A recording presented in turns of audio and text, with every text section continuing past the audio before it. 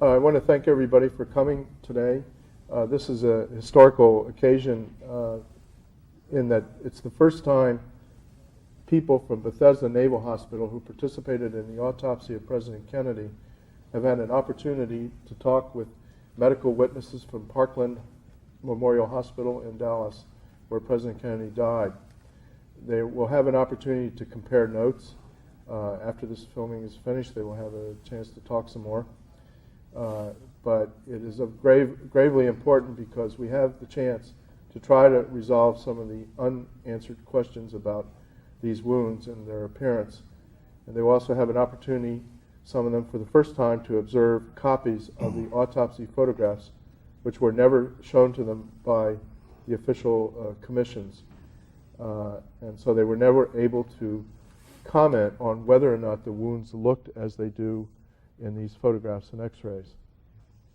So we would like to begin with some of the people from Parkland, and in the future I hope that this will be almost a pilot so that at some future date we can try to bring every witness together from Bethesda Naval Hospital with every witness from Parkland before more people die, so that there's an opportunity to make a historical record that will last for all time before it's lost to us, because we all know that the official investigations covered up a great many things and distorted things, lied about things, and there have been many sensationalist books and theories put out that have distorted this record, and in particular what the wounds look like and what these pictures tell us and what it all means. So hopefully today we can get some answers. So I would like to start. All right, first of all, this is FLOYD REIBE, who was the medical photographer. Will you tell us briefly what your position was and what you did that day? Well, my name is FLOYD REIBE. I was a medical photographer stationed at Bethesda, Maryland. And what did you do? Well, I was in the autopsy room taking photographs. And this is Paul O'Connor. My name is Paul O'Connor. I assisted on the autopsy of the president that night at Bethesda, Maryland. And what are you doing now? I'm retired. Hey, Pam? My name is James Jenkins, James C. Jenkins. I participated and assisted in the autopsy the same as Paul. At that time I was in the military, and I was a student there in the medical technology. What was your function in the autopsy? I assisted Dr. Humes. Basically what I did was I stayed within earshot of Dr. Humes, Dr. Boswell, Dr. Fink, to assist them in whatever they needed to do at that point in time, to remove the organs and so forth. I'm Dr. Philip Williams, Jr. I'm a neurological surgeon in private practice here in Dallas. At the time of the Kennedy assassination, I was an intern at Parkland Hospital and was in the emergency room area at the time the president was being treated. And what was your function in the room? Actually, that particular day, when he first came in, I was at a medicine conference directly above the emergency room, and we heard the pages. Immediately I went downstairs in the emergency room, and I was there next to Mrs. Kennedy and offered her a chair to sit and something to drink while the activities going on in the room where the president was. At that, after everything was completed and he had been pronounced dead, Nurse Pat Hutton asked that I obtain a cover, mattress cover, which I did from up on the surgical ward up on 2, and brought it back down to the emergency room, and the president was placed in this mattress cover and then placed into a coffin. I'm AUDREY BELL, RN. At the time of the Kennedy assassination, I was the supervisor of operating rooms and recovery rooms at Parkland Memorial Hospital. Earlier that week, and a few days prior to that, I had been administratively covering the emergency room because the supervisor there was on vacation, although she did end up coming in on that fateful Friday. So when we got the word, my immediate reaction was to go to the emergency room to see what the emergency room staff would need, to lend them what assistance I could. And then, as it evolved, we had a larger problem that had to be taken care of upstairs in surgery with Governor Conley. So my attention focused to the second floor of surgery then after we saw that there was nothing more that surgically we could do for the president that day, after he was pronounced dead by Dr. Clark.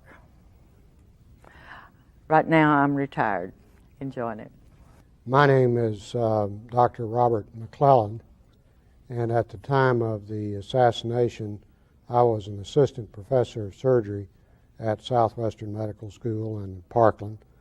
And that day, I was in the operating room on the second floor when I was told that the president had been brought in to the emergency room. And I immediately went down the back elevator to the trauma room where the president was and entered the room, and there was already a large crowd of people there.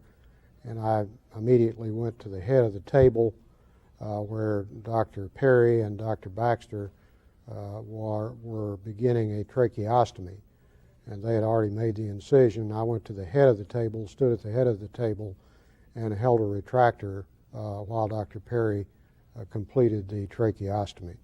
At the present time, I'm still on the faculty at Southwestern Medical School. I'm a professor of surgery there. My name is Aubrey Rike, and I was employed at O'Neill Funeral Home as an ambulance driver at the time of the shooting. I was stationed at the time at the emergency desk, had a patient that we had picked up on Houston Street and across from the assassination site. And we was in the process of getting him rested in to find out which room we was to take him to when they brought the president in. I'm now a police officer at Highland Park Police Department.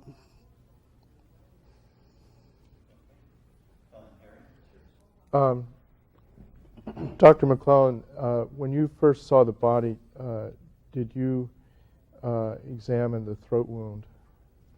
I didn't examine it because Dr. Perry and Dr. Baxter were in the process at that time of putting the tracheostomy in, so I was not able to do anything more than see it rather cursorily while I held the retractor, but I could see the size of the wound. The pre-existing wound before they... Not the pre-existing wound. They had already opened through that wound, as I was told, and enlarged it to put in the tracheostomy tube, so I did not see the original wound. Was it a cuff, sort of the tube part of a cuff? It was a standard tracheostomy tube. Yeah, but it had a sort of cuff that would have had to go right in this. And this photograph, which is Exhibit D, could you examine it and hold it to the camera? Does that look like the incision that was made by Dr. Perry and Dr. Baxter? This is the incision, and that does look like the incision that I saw that day. It had been enlarged at the time the tube was being put in. It may be somewhat longer than usual, but at that time it was not unusual at all in haste of putting in a tracheostomy tube for an incision to be that length. Sometimes they were made vertically, but in other events they were made transversely and of this size as this one was. And would you say that the length of that wound is about exactly or not exactly what you recall at the time? I'd say it's the same length. All right. These little marks on the chest right here, do they mean anything to you? No, I didn't see them as I recall at the time. Do you recall the tubes, drainage tubes being inserted in the chest? I really don't. I know from being told that they were, but I don't recall. I was concentrating on that, and I think they had drapes around here, and so I didn't see that. Here's one more view of the tracheostomy, and if any others would like to comment on it. From the side, this is Exhibit F. Does that look square with your recollections of the throat wound. Yes, here's the incision here, and I think that does that is consistent with the front view of the wound. Mm-hmm. In some hospitals they would make a vertical wound. Is that correct? But in an instance like this, it would be normal to make an incision from left to right. That's correct. Not unusual. I'm not trying to put words in your No, mouth. that's correct. Okay. That's what was done here. And I want to, as all of us know, there's been an enormous dispute about this head wound, and there's a lot of problems with the photographs. Some of it's cut off on the left side of the head here in this particular print, but there's been a great deal of dispute about how accurately this picture might show the back of the head. We have with us the medical photographer who took it, men from the autopsy, who have insisted that these pictures are completely inaccurate and that they do not represent anything that they saw at the autopsy.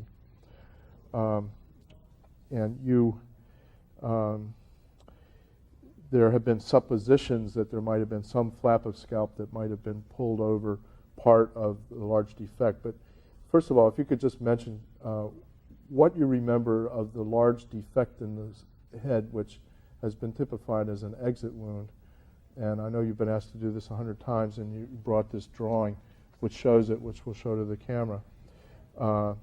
And the autopsy report stated that there was quote, an actual absence of scalp and bone in this area, which all the Parkland doctors wrote extended into the occipital area, into the parietal area. And but if everybody who saw this wound, if you could again put your hand on the area of the head, whether it was here or here or here, and show it to the camera, and then we'll talk about this photograph and whether or not there was such a flap of scalp or there was a supposition that all the reports said it was so macerated and shredded, and there was an actual patch. One of you described at the autopsy when the head was filled with plaster and the scalp that remained was pulled back over the skull. Then what happened? What remained or what was not covered over? There was once at the autopsy in the area basically where Dr. McClelland had indicated in his drawing, there was an area approximately the size of, for reference purposes, of a $50 or a silver dollar that still had bone and scalp missing. Can you draw it on the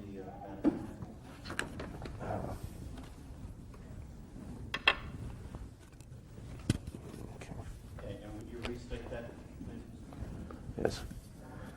Okay, you just, well, basically in this area,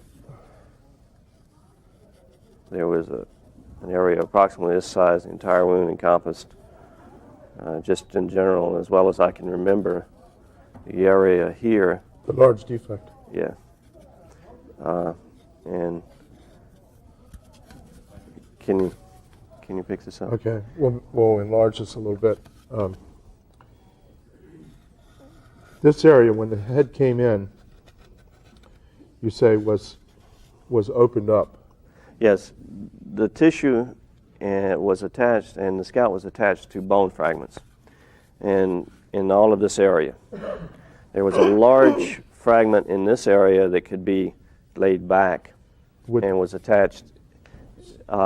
Yes, similar to this. I would say that's probably the flap that was being discussed. And that's about the only similarity that I can say that I remember to this photograph. So you say that there's something wrong with this photograph? I think there's something wrong with that photograph because after the plaster was placed by the mortician or the cosmetologist in the head, it was remolded, and the problem with the right eye was basically solved, not to everybody's satisfaction, but was solved. There was an area in the back of the head that there was actually a hole in the back of the head that was approximately the size of a silver dollar. Now, we did receive bone fragments in a small baggie type thing along with some bullet fragments. and those were tried to fit to this area. The scalp had been brought down prior to this, and these bone fragments had tried to fit them into the area. There were still some small fragments of bone that were missing. They could not completely cover the area. I would like to kind of reverse a little bit and go back to what the wound looked like when we actually took the towels off the head at the initial. And the wound was a massive type of wound where it was an open gaping wound, approximately the size, I would say this, again for reference, approximately the size of a closed fist or maybe a little larger. More similar to what Dr. McClelland states in his drawing. I think that perception may make the difference between how I remember the wound as far as the area that it was in. I remember the wound a little higher than maybe the drawing, but again, too, I think that's irrelevant at this point. Let me see if I can orientate myself to this. Do you see if there's a neckline here? Yeah. And Okay. the This. ears were here, on the top of the head. Okay. I think that this is probably an extended photograph.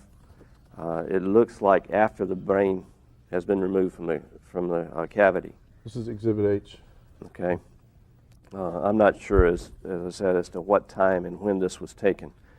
But again, there was a massive wound at this point in time. It was a wound in such that the scalp and the skin could be drawn back over it and closed off. So,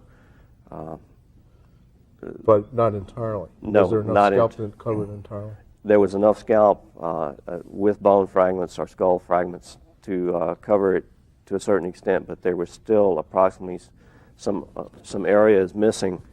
If I'm orientated right, in this area, that was approximately the size of a silver dollar or half dollar. Could you put your hand on the back of your head and face the camera backwards, showing us where that large hole was? Okay.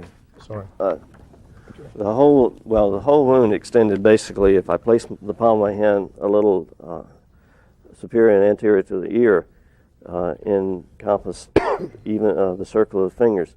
Approximately in this area was where the final hole was, after everything had been drawn back and the body had been prepared for burial. And do you recall any men from the autopsy actually putting a fist inside or putting both fists inside like this? No, really not. But you say it was large enough to put a fist in. Yes. And all right, let's go back to Dr. McClelland, and then I would like to ask you some more questions. Okay, a couple more questions. Dr. McClelland, does all this square with your memory in terms of you said, and again, I don't want to ask a leading question, and I don't want to, you know what you saw. So in our original interviews in 1979, you stated that that the scalp was so badly shredded in the back that it would have been impossible really to cover over that large defect. That's correct, to do it completely. I might just preface my remarks by saying that the way the wound is described by Mr. Jenkins, I think squares very well with what I saw. And I might further add that I think maybe the reason the wound in my drawing there might look a little bit smaller than the wound as it's drawn on the mannequin is that I was seeing the wound when there was a great deal of matted hair and blood around the edges of it, and I probably couldn't appreciate the entire periphery, the size of it, as Mr. Jenkins could at the autopsy table. But it certainly squares with the general location and the general appearance and configuration of the wound. Insofar as that scalp flap is concerned, that's probably the part of the head wound that I'm least certain about, and that is that while the scalp was certainly macerated and covered with blood and matted hair, I really couldn't tell exactly what percentage of the scalp was missing or still present over the wound. And when I was presented these pictures in Washington, when when was it, about 3 years ago, one of the National pictures, Archives. right, where the flap is being pulled forward apparently over the skull, it was my assumption at that time, and that's all it was, is an assumption, is that there was enough of the flap left to pull up over the back portion of the wound and to hide the back portion of the wound and the front portion of the wound, not because it was covering the front portion of the wound, but simply from the camera angle, it didn't permit that part of the wound to be seen. Does this picture look familiar to you? This terms is of the what you picture that I was speaking of just now, and you can see the autopsy prosector pulling the scalp forward. And I suppose Excuse me, that, or at least that is what you would that's be what led I'm to assuming. believe. That's my assumption. It's right. an assumption. It's an assumption. And I assume that the scalp was being pulled forward at the autopsy, and that this was a flap of scalp that was laid back. That's again another assumption. And that this was being pulled forward over the wound. Did not mean to me that there was not this gaping wound underneath it. I think one might be led to believe, if you didn't know all the circumstances, that this was intact head back here. That the skull was in place. That the skull was in place, and that's not the case. The skull was missing underneath this portion of the scalp. And I realize that none of you are photographic experts, although you may have that as a hobby or whatever, but does anything seem strange about that photograph to you? Any part of it out of focus, or it's not the best copy, and I apologize. I really can't say, Mr. Livingston. Do you see anything that might be alleged to be an entry wound in the back of the head there? Well, I can see down here something. I couldn't venture to say what it was. Do you recall years ago when I sent you the Warren Commission, the autopsy report published by the Warren Commission, where they placed an alleged entry wound in the back of the head? Yes, I knew that from other sources as well as what you had told me that was said to be the case. And where would my own personal knowledge of it, I didn't see anything that looked like that. But from the autopsy report, where was it? Well, as I recall, it was probably about in this area, although my picture of it, right or wrong, was perhaps that it was a little more to the right. Yeah, that's right. The autopsy doctors stated to the House committee that so-called brain tissue there was where there was an entry wound. Right. Perhaps here, maybe is what I would have thought that it would be. Yeah. Now, did you gentlemen, you had an opportunity, you spent several hours with the body and with the head, removed what remained of the brain and so on. Do you recall any talk of an entry wound in the back of the head, or did you see an entry wound? Did you probe an entry wound with a pencil or a probe, metal probe or anything? No. I'm speaking of a small bullet hole in the back of it. Are you absolutely certain? Yes. I'm certain of, again, to say what I observed. To further this, I was surprised that recently I had read the Warren Commission report, and I was surprised at the description of supposedly a smaller bullet wound below the large extrusion, or the larger wound. I did not see that. It's possible that it was there and that I didn't see it, but I spent most of the night probably less than 3 or 4 feet from the doctors, because again, my duty was to assist them whenever they needed it, so I had to be within earshot. I was away from the head approximately, 30 to 45 minutes when Dr. Boswell and I did the remainder of the autopsy by taking the organs out, sectioning them, weighing, so forth.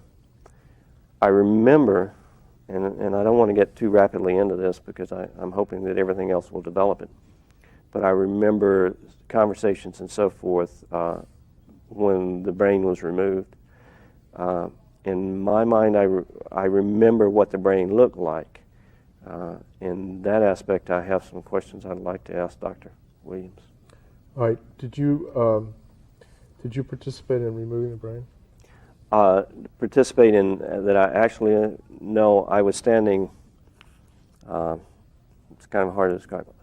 I was standing at shoulder length, or from the president's shoulder on the right side. The brain was being removed by Dr. Humes. Dr. Boswell was on the outside, Dr. Fink was inside. And the comment that came back to me was that the brainstem is severed, or the brainstem is severed. And then there was speculation as to whether this had been done by a bullet or not. They extended, if I remember my anatomy, the sagittal suture a little bit instead of doing a skull cap to pull the brain out. My first impressions of the brain was that, first of all, it was a small brain. This was just an impression. But again, I have to clarify that with the fact is that when I saw the president on the table, again, he looked smaller than I anticipated, and I think that's perception of his status as opposed to his physical aspects. The brain was taken by Dr. Boswell, myself, and taken to a stainless steel bucket that we had rigged with a gauze sling. And we also had an apparatus that was extended to a formalin bottle and with 2 needles attached to it. And what we would do is that we would take an H-shaped vein plexus underneath, and if I again remember correctly, this is called the bundle of His. And we would insert needles in branches of that, tie them off with surgical suture, and we would leave it that way. The gravity would infuse the anterior part of the brain, and we would leave it usually until the autopsy ended, and then we would drop it into the formalin in the bucket, and it would be kept for the brain conference on Mondays. I had written down, well... Do you want... No, we're going to stay with that. All right. Okay. Let's pick it up where you were about describing your tape of the brain and putting it in a stainless steel container. Okay. The brain, again, was placed in a stainless steel container. When I left the morgue the next morning about 9 o'clock, to the best of my knowledge, it was still in that container. And the brain was not weighed, which was not an unusual procedure because, again, at brain conference, they reweighed the brain and they thoroughly dissected them and so forth. So usually on our cover sheets, we did not put the weight of the brain. We weighed the heart, the lungs. Did you have a weight for that brain? No, we did not have a weight for the brain. Would you estimate what the weight was?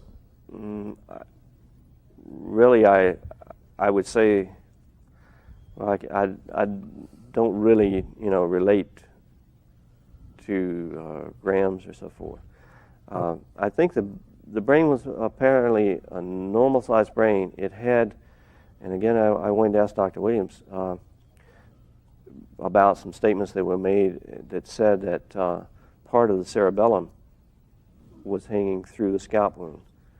The brain that I saw basically had the cerebellum intact. There was a large portion of the cerebellum in the occipital parietal temporal area that was gelled. It was kind of like jelly, and there was some of the brain missing. But how much brain, if you started with 100% or fractions, let's say half or an eighth, or how much of the brain would you say remained? I would say the major portion of the brain remained. It was, certainly more than 2/3, and I would say probably about 3/4 of the brain was still there and intact. Mm-hmm. But it was severed from the brainstem. Yes, and the resolution, they never resolved the question as to whether it had been severed by a bullet or so forth.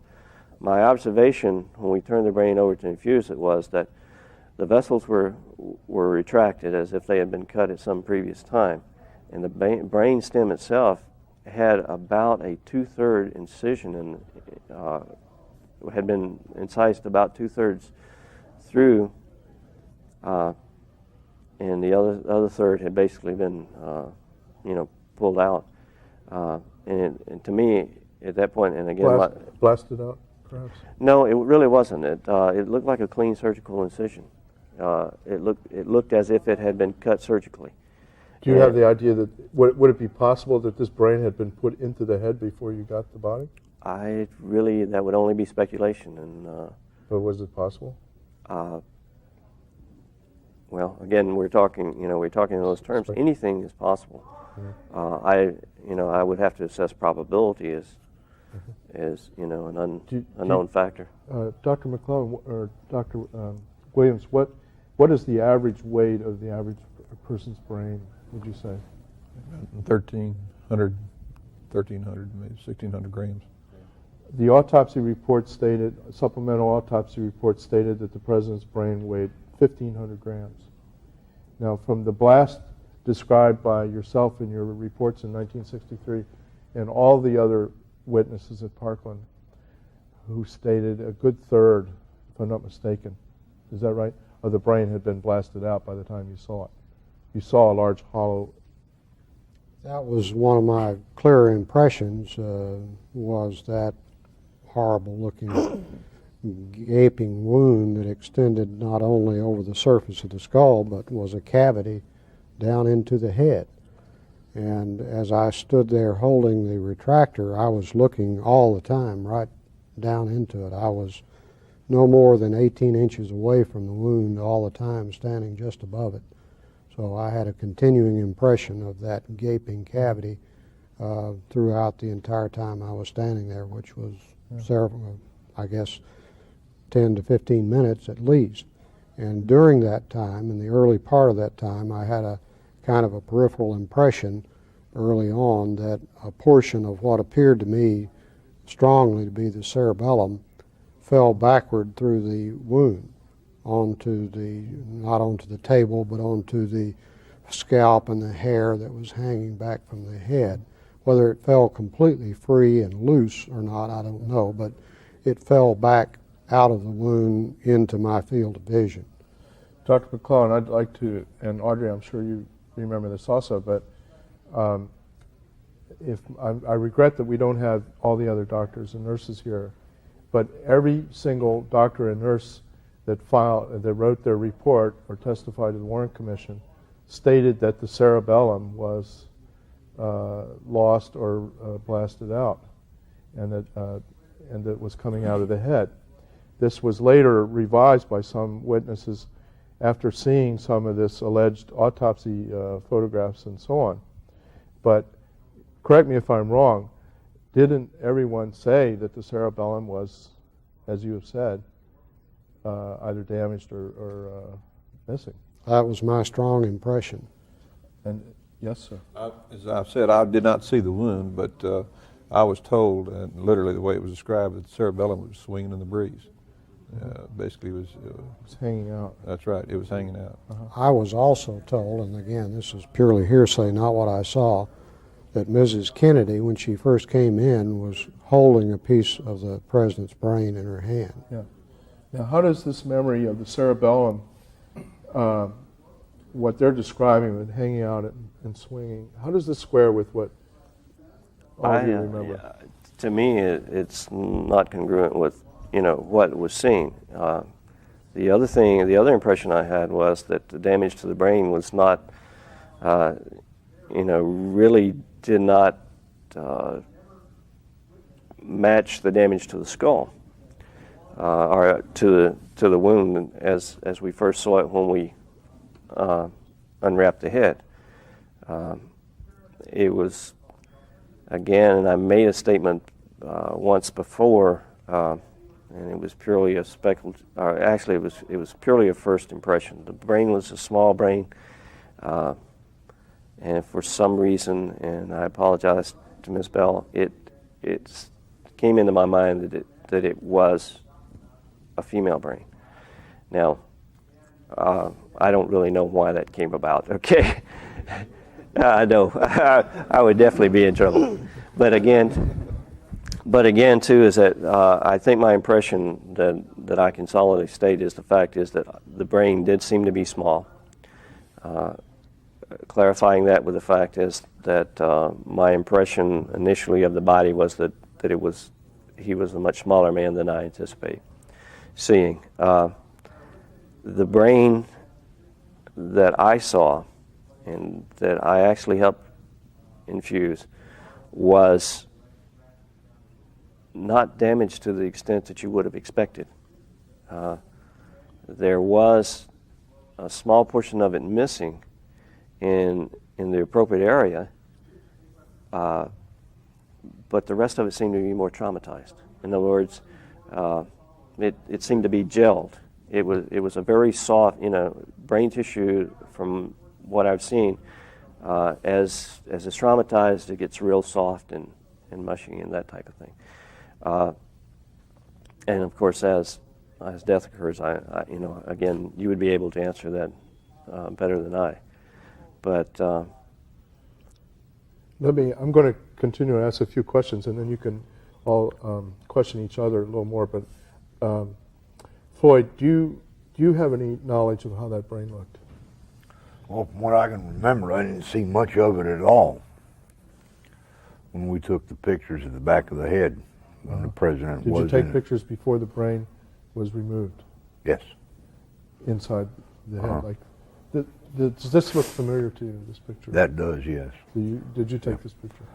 It was either myself or Mr. Stringer. All right. One of the two, yes. And do you remember anything about the cerebellum?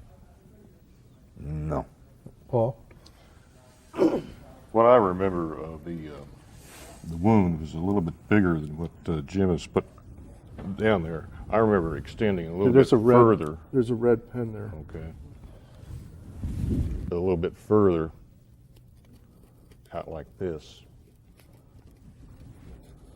Okay. And did you see it when it was put back together, when the plaster was put in there? Yes. And how does this square with what you recall? Well, that's what I recall too, is there was that part missing. In the back. You want to turn it toward the camera? Okay. That Which part was missing? This part was missing. There was no scalp there. Would you say it was a little larger than that, though? I remember it being about a little bit larger than a silver dollar. Yeah. So that's somewhat accurate, you would Yes. say. Or pretty accurate. Yes. Pretty accurate.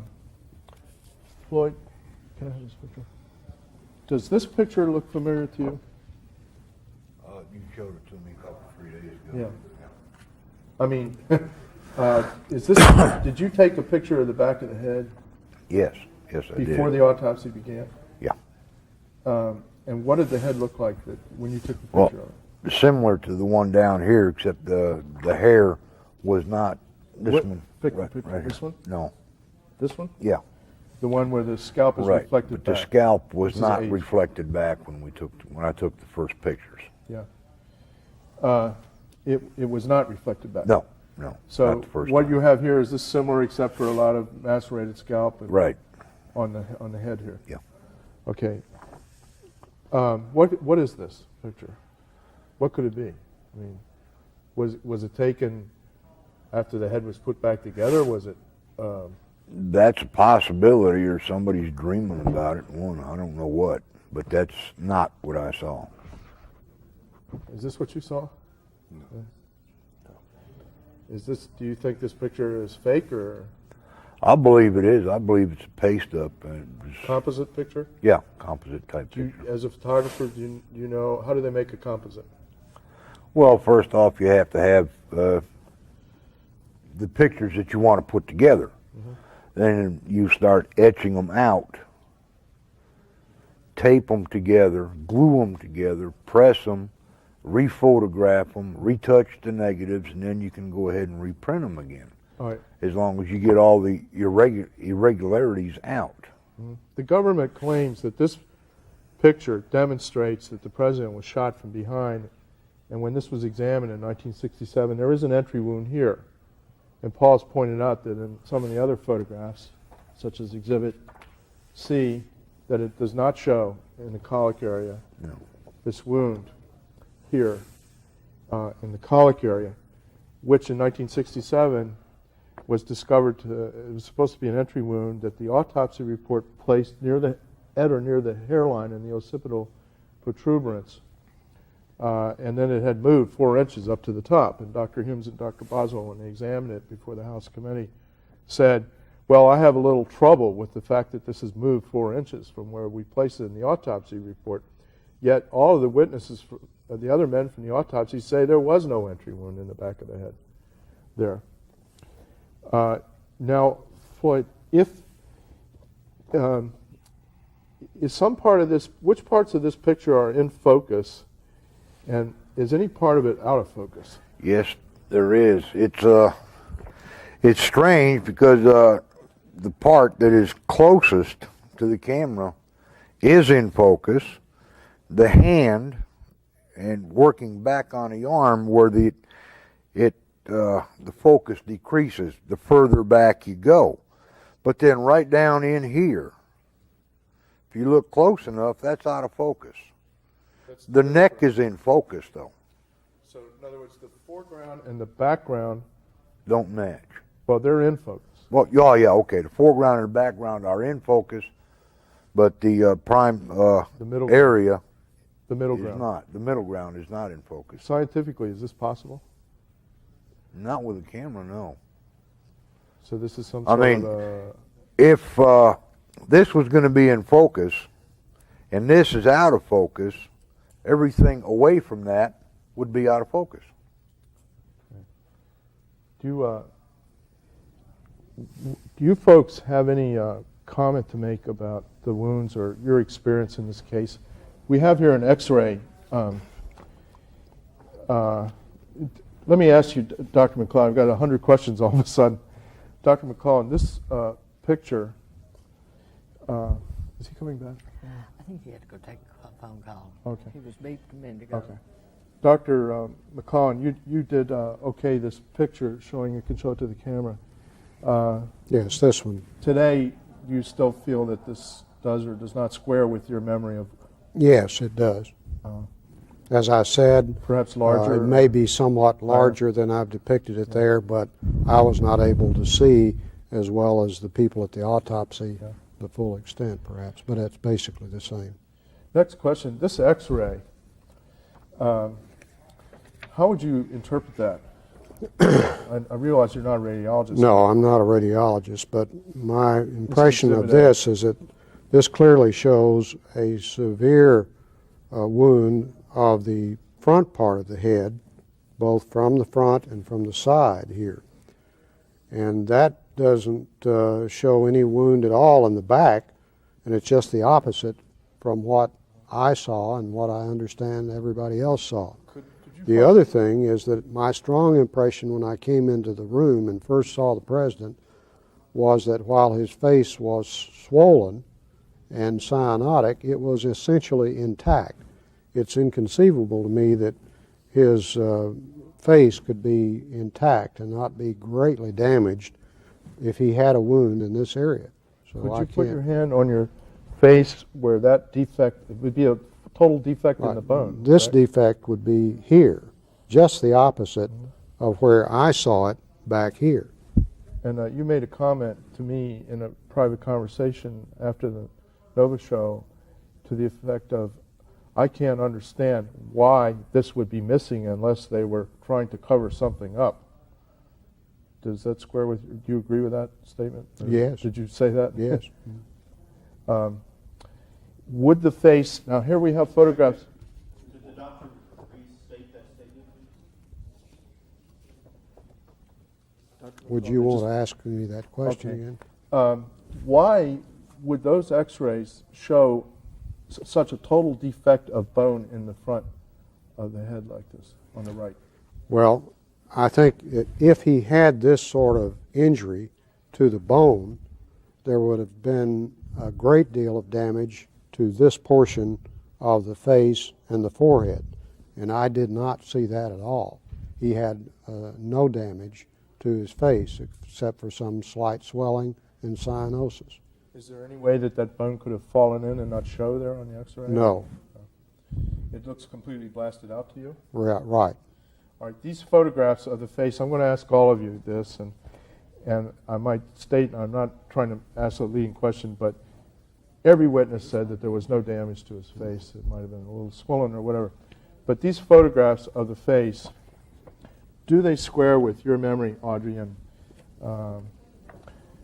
and then we'll talk to you gentlemen.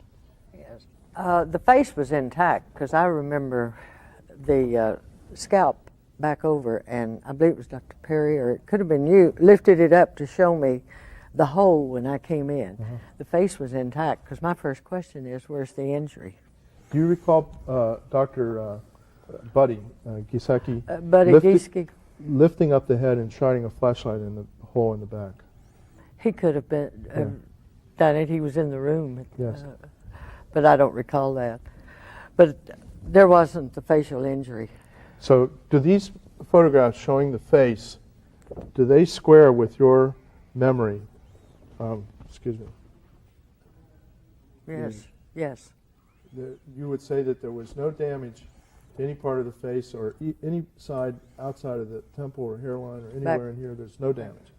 I didn't note any damage in the front. No. And Do all other these than pictures- just, with the trach, this being enlarged for the trach, that was all that was in the front. And these photographs showing the face and the one that Dr. McClellan is holding, do they square with your memory? Was there any damage to the face when you saw the body? No. No. Is there any way that the face, without that bone, would still remain intact here and stand up looking quite normal here without all of this bone back here? I don't see how. No. It would have Lying fallen on his in. back? No. In No your way. experience with working in funeral homes, many bodies, some of you, in Vietnam, it doesn't make any sense to you that with all this frontal bone missing, that the face would not have fallen in at It would least have been somewhat. completely deformed. It would have been completely deformed. Right. Al, could you describe when you, the head was in towels, when you were putting it into the coffin, what it felt like to you? It was mushy. You could feel the pieces of the bone sticking in the hand, but it was real mushy type, real What part, spongy. what part of the head? Well, we, lift his head up here, and then we have to put a hand underneath his neck here to keep his head straight when we pick him up. But right back here was real mushy when I picked it up. Al, could you describe the scene from the time that the body was prepared for the coffin? I believe it was washed. Was that right, Audrey? Well, it would have been cleaned up partially. However, you didn't do too much cleaning up because medical examiner, you couldn't wash away evidence. Right. So the medical examiner never liked to have a body totally cleaned up before they got him. You sent everything intact with all IV tubes, chest tubes, any drains, anything that's been attached, go intact. I did notice some cut down. That's right, just cut off so that they don't. Were any of the chest tubes in? No tubes was in. They'd already washed the body and cleaned up all the sheets and everything was on the floor. But his head, if I remember, was wrapped completely in a bed type sheet. It wasn't towels. It wasn't towels? No. Okay. Trauma was above here, so there wouldn't have been a lot of blood and tissue or what have you on the lower part of the body. It would have been primarily confined to above the shoulders. But I did notice the trach was a lot larger than normal trachs I've seen done in Parkland. And if you don't mind, you're looking at this man's head here, and his head is pulled back, which would make the wound look a lot bigger. Yeah. When he was laying on the cot, his head was flat with his body. But the trach was more of a jagged, as you can see right here. It had a little jagged part right here, which Did to you me tell looked it more got like shot in the throat? it looked like an exit or an entrance wound to a gunshot, and I've seen several gunshots. Yeah. And normally when doctors at Parkland did trachs, they cut down this way instead of across, which seemed a little unusual. That's the only wound that we could actually see outside of the cut downs on it that they'd done. Dr. Williams, were you asked to bring a wrapping of some kind to put around the body in order to put it in the coffin? Yes, at the time, while the president was being cared for in Trauma Room 1, I was just outside the door, keeping in mind I was an intern at the time. And I was standing next to Mrs. Kennedy, and she was in a folding chair that we had provided. And then after he had been pronounced dead, and I can't remember now who came out and spoke with her, but short while later, Pat Hutton, who was the nurse in the emergency room, opened the door and asked me if I would get a cover. and directed me to the one of the wards. And I went up to on the surgical ward up on 2 and obtained a plastic mattress cover, a whitish gray, as I Was it the recall. type that go around a gurney mattress or? No, this is for a regular full-size bed. For a bed. Full-size bed. What color was it? As I recall, it was kind of a whitish gray plastic, kind of a heavy plastic. But it wasn't a dark, almost black color, green, dark green. Not that I recall. So what color was it? No, It was a light color. I mean, either a gray or a white. Opaque. Did it have a zipper Opaque. around it? Opaque. Okay. With a zipper probably Did it around have a it. zipper around it? Or did it? I felt like it Envelope. had an elastic that it would fold over a form-fitting type of mattress. And did it? Lost my train of thought. Do you know if this is what was used to put on the body? You don't know. Not with certainty, no. I brought it back down to the emergency room and then to the area of the trauma room 1, Yeah. and I opened the door and handed it to Pat. It was plasticized or rubberized or? Well, I guess it was plastic. It wasn't a. Used the rubber ones then. Okay. It was We had gotten- no, it wasn't rubber. It was a plastic material. This was a cover, mattress cover is what it was, Yeah. that was used over the mattress to protect the mattress when we had the patients in there. Right. We all hated them because they were that plastic stuff, and they'd bunch up under the patients, and now they plasticize the mattresses. But back then we had the plastic. Al, could you tell the story then of what you helped wrap the body and put it in the coffin, and then there was a wait for the priest, and then you went in the hall, and there was a battle in the hall, and what Mrs. Kennedy did. Could you tell the story beginning from the time that wrappings were brought? First of all, there's these towels here and some of these pictures over the head. Do they look at all familiar?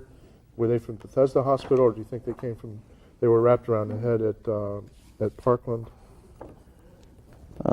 I can't tell by those pictures. Looks like No, I can't. We didn't have towels like that. I don't think we did. We had white Would towels these, and would green these towels be from Bethesda Back in them days, they Hospital? had Parkland had Parkland on those sheets to keep us from stealing them. I know that. Yeah. You know, Do they had it with remember them them blue. towels? I don't think we had them on the towels. Was the They head had the wrapped in sheet. something? They had the sheet because I noticed the blue Parkland marking on the sheet. But we didn't have towels that had Had a the stripe. stripe on them.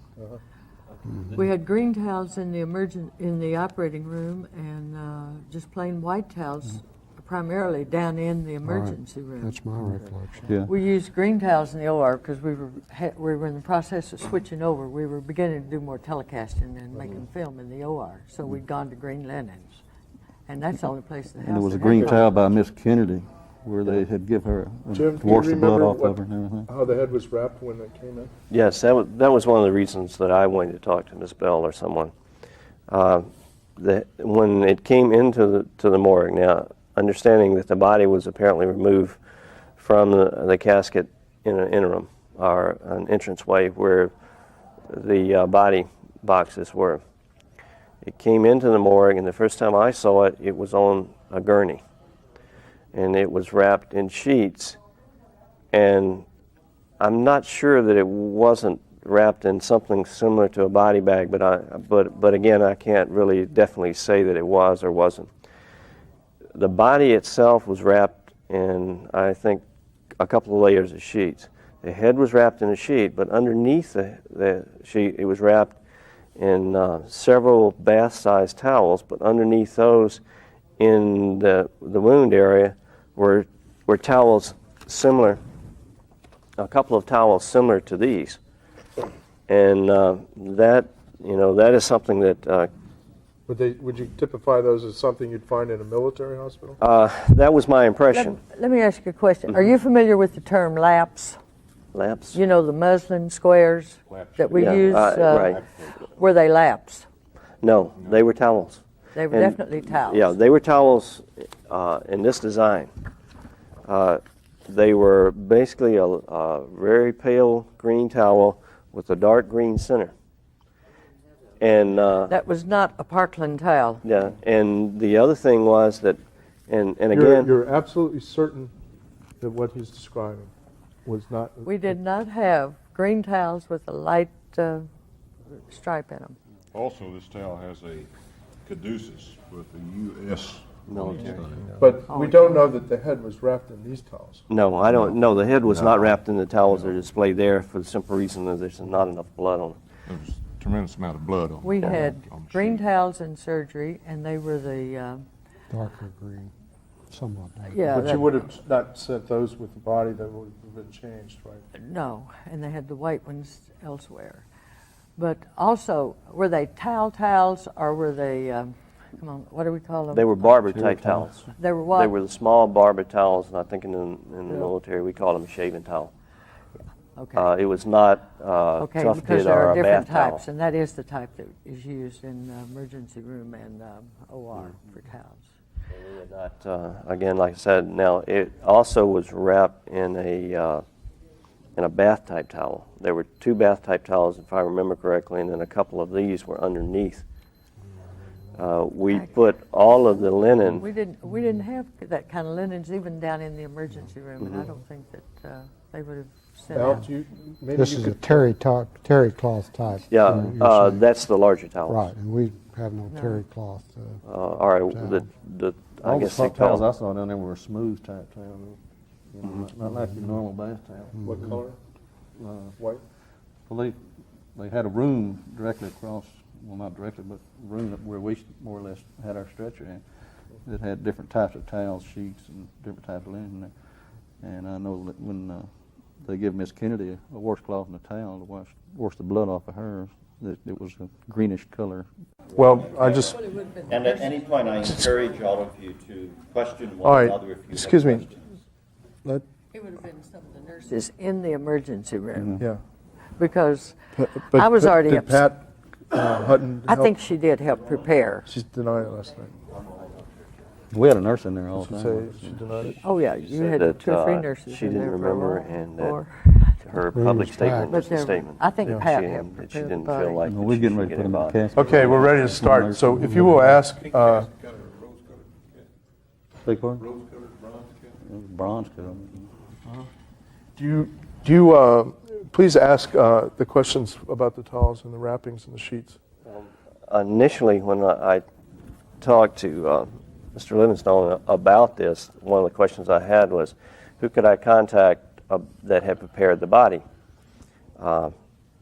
Unfortunately, one of the individuals has, in the interim, passed away.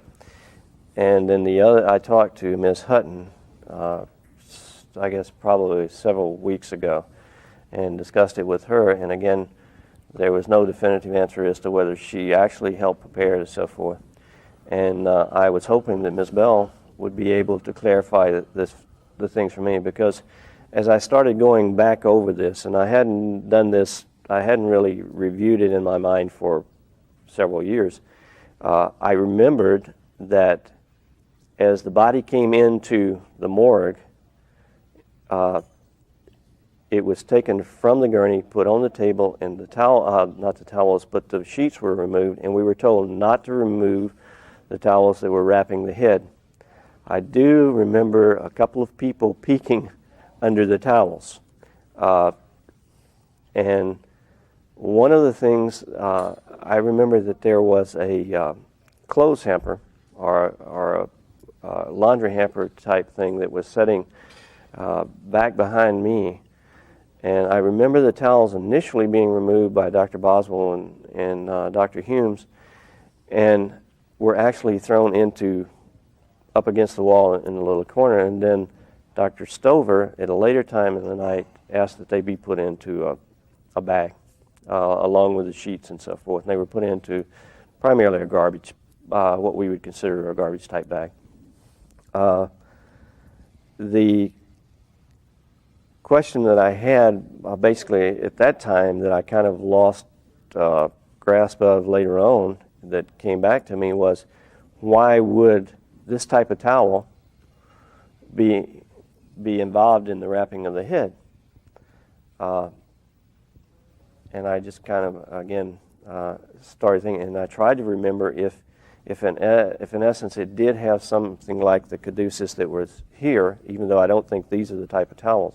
I mean, they're similar, but they're not the towels that I saw. If it might have something like to be honest with you, U.S. Army or U.S. Navy written on them. Did you see anything with U.S. Army written on it? No, I did not.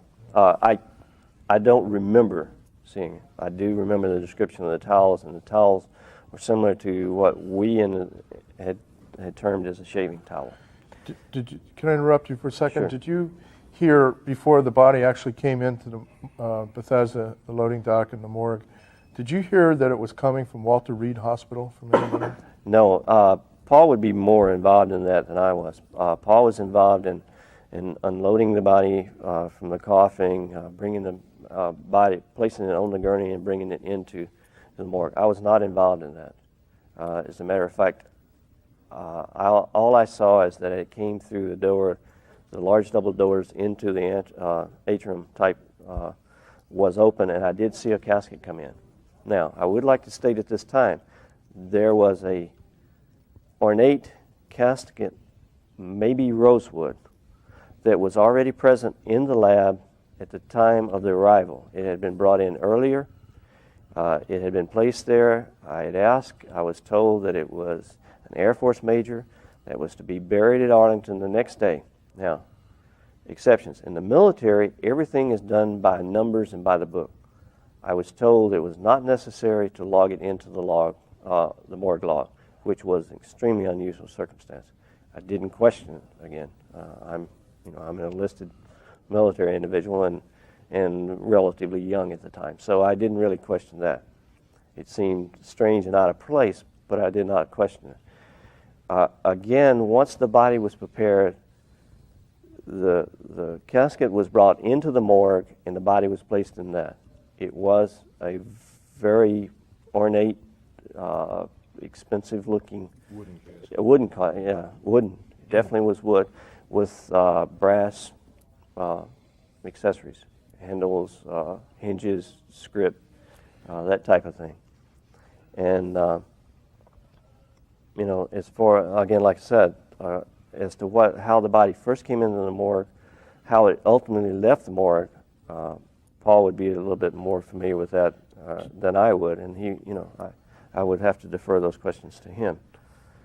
As far as when it was in the morgue, when the autopsy was in process, I never, with the exception of when we infused the brain, I never was probably more than roughly 3 to 4 foot away from the body. Uh-huh. And Did you say there was a coffin in the morgue? yes, there was one already This in the ornate morgue. coffin that you described? It was in the cooler room. It was in the cooler room. Wouldn't that be unusual to have a coffin in the morgue? Yes. It was very unusual. But you were told it was an Air Force major that was in the coffin? I was told that it was an Air Force major that was to be buried in Arlington the next day. And that, aren't the bodies usually placed in the coffin in the funeral home? Do they embalm at the Yeah, would you, Well, under normal circumstances, no. In this particular individual, after the autopsy was finished, there was a younger man that came apparently from one of the Boston funeral homes because, being young and so forth, we were impressionable. I remember him as a thin man with a bola and with a vest, a three-piece suit, because I remember him taking a plastic apron out of one of the vest pockets and a pair of gloves out of the other vest pocket and taking the gray gloves he had on his hand and putting them in his bola and setting them over with his umbrella, I guess it was. And to me, that was a rather unique thing. And then... Funeral home in Boston? Washington. Well, that was the impression I had. And the impression from where he was from was basically related to how he was dressed. When was that taken off? Yes, well, he looked like a very... he did look like a Bostonian. I guess that would... I have a lot of questions. Go ahead. The president had his back brace on How when high he was did in it the come on his emergency body? room. How high did that brace come on his body? About right through here. I don't think we didn't take it off. Somebody took As it off far the wall. as, I mean, I don't think they had taken it off while they were still Do you working. remember the back brace? Did you have No. a back brace? was. Then He it didn't have must a have back come brace on, off. we took Then it. they must No. have taken it off while they were When we preparing received the body, there was no brace or any. Because he Quite had a, quite a few, He had that back brace on earlier. yeah. Did- Quite a few questions have arisen here now. I'm going to ask some quick ones, and then we'll try to concentrate more on these questions. But do any of you have a memory of someone saying or seeing or hearing one of the autopsy doctors beating on the head with a hammer before the autopsy began? I don't. I received a call from a person last year who stated Was, No, I've- they stated it was a doctor? stated he was a doctor from around the Washington area that There, knew a there lot is a about doctor the by autopsy, that name in that area, by the way.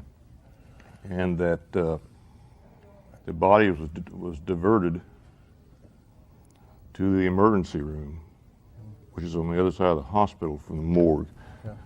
where he was a hammer was taken to the skull, and the wound was deformed. Now, lot in your more. examination of the skull, with quote comminuted fractures, would this in any way correspond to that type of damage, bearing in mind what a gunshot wound from a high-powered rifle would do? No, I don't think so. Okay. Because if there was a hammer or a mallet taken to it, it would have left an impression of the edges Something. of the mallet. And when we open, or when I say we, when Dr. Humes actually took the towels off of the head was a gaping mass of blood, hair, Yeah. and so All forth. macerated. Yeah, and it was like, And well, I don't want to say macerated because that indicates that the bones were in small pieces and so ground that type. But it was a massive tangle of hair. The wound was gaping open at that point in time, and I should remember to ask the brain size, but we want to finish the issue of the towels and the. Is there any other question that you have, or have we? No, I covered the question I had about the small towels. And so, do you feel that the body arrived in some sort of different wrappings or conditions or towels than it left Parkland? Well, since I didn't see the body, I guess you're the only one here who actually saw it when Yeah. it was. Well, the doctor here was talking about the mattress cover that he brought down. We wouldn't have been able to see the wound in his throat, trach in his throat if they had put him in a mattress cover. But one thing, Miss Kennedy come in, she took her wedding ring off, and we tried to get it on his finger. And one of the nurses got some K-gel type stuff from the cabinet in the trauma room there, and we greased the finger enough to get the ring up, just above the knuckle here. So he was not ever placed in any type of a mattress cover or anything like that. Or a body bag? Body bag. No, that body bag issue's come so many times. But When what you was wrapped used to line the When you coffin? picked up the body, though, was it wrapped in sheets? Yeah, he was Just completely the wrapped way in that sheets. we and- normally, Yeah, with extra padding around the head. yeah. His head was wrapped in sheets, and Was the face covered? face was completely covered. The only thing we could see was from the Right. throat. That's down. what my recollection was. Is there was a bloody white sheet wrapped around. Wrapped the totally head. around the All right, head. but Totally around the head. But could- as far you as said the- that told me that a sheet that only extended halfway down his body, it was plasticized Yeah. or rubberized or something. It was a sheet that they used for people who are extremely bloody or something like that, where they could move them immediately. They'd put on the cot when we'd bring them in. Shooting victims, accident victims, someone that's bleeding real bad. Or they also used it for bedwetting, but it was a sheet, it was folded up, and it was in the cabinet, Yeah. same place where she got this gel. And it only covered half of the body. And all we did was put it up over the pillow and, kind of wrap it around the lining of the casket. It was a white lining. Before the and- body went in. Yeah, before the body went in. Was it And we didn't do that plasticized or- actually until after we had picked the body up to begin with, and then that's when I noticed that, the blood was still coming out real Was it strong from his head. plasticized or rubberized? It was a rubberized type. And what color was it? It was a creamish white color. Do you remember this when you? No. received it? Well, when he arrived, or when he was brought into the morgue, and again I have to reiterate is the fact is that my knowledge is basically from the morgue door into the morgue proper. he was wrapped in, if my memory serves me well, 2 sheets on the body, a sheet on the head area. They were all relatively bloody, and underneath the sheets on the head area, the head itself was wrapped in towels. Paul, could you give quickly your background as a young man? I think you worked in funeral homes. Yes, I Did did. you have a lot of experience with bodies? Yes. And when you, your job normally at an autopsy was to remove the brain, is that correct? Well, Mr. Jenkins Among and I usually, I'd work on one part of the body, he'd work on the other part of the body. When I got done, let's say, with the brain, I'd come around and help him. So we worked as a team that way. Now, I realized that there was a lot of shock and so on. I mean, this was the President of the United States coming in, and you were young, but not that young. You were an 18-year-old enlisted man. I mean, you had considerable experience in funeral homes with dead bodies and this kind of thing. So you weren't overcome by shock. But you tell us, were you still pretty objective observers, let's say, but in your opinion, how much of the brain was left? What I remember, there was about 2/3 of it missing, or macerated all the pieces. And so there was about 1/3 of the brain left. About. And was it on one side of the head or the other side? Yeah, I remember it being on the left side. On the left side. And was it attached to the brainstem, or? I don't remember that. Yeah. I have no idea. Do you remember who removed the brain? I don't remember anybody removing any brain at all. Usually, in order to remove the brain, you're going to have to saw the skull cap off. And that wasn't done that night. And Floyd, what kind of a casket did the body arrive in? Gray type metal shipping container. What do you mean by a shipping container? Well, shipping casket. How much do they weigh? 100 pounds maybe. 60 to 100 pounds. Yeah, somewhere Could it in weigh there. 60 pounds? Could have. What color was it? Gray. Gray? Yeah. Do you remember the casket? No. Paul, do you remember Oh, the yes. casket? It was a pinkish gray. Was Pinkish it, gray casket. when you say shipping casket, is this something it's not intended for a funeral or a ceremony? Well, what we used to do when I was in the funeral business is if somebody died on the East Coast and they wanted to be buried on the West Coast, they'd be placed in one of these caskets and shipped across country. Yeah, it's transportation. Did you put the body in a casket? Yes. What kind of a casket was it? It was a large, heavy metal casket. Did Probably you, weigh down 300 pounds. Empty. 300? Some estimates, I think, in William Manchester were 600 pounds. Body and everything, probably get close Yeah. to 600.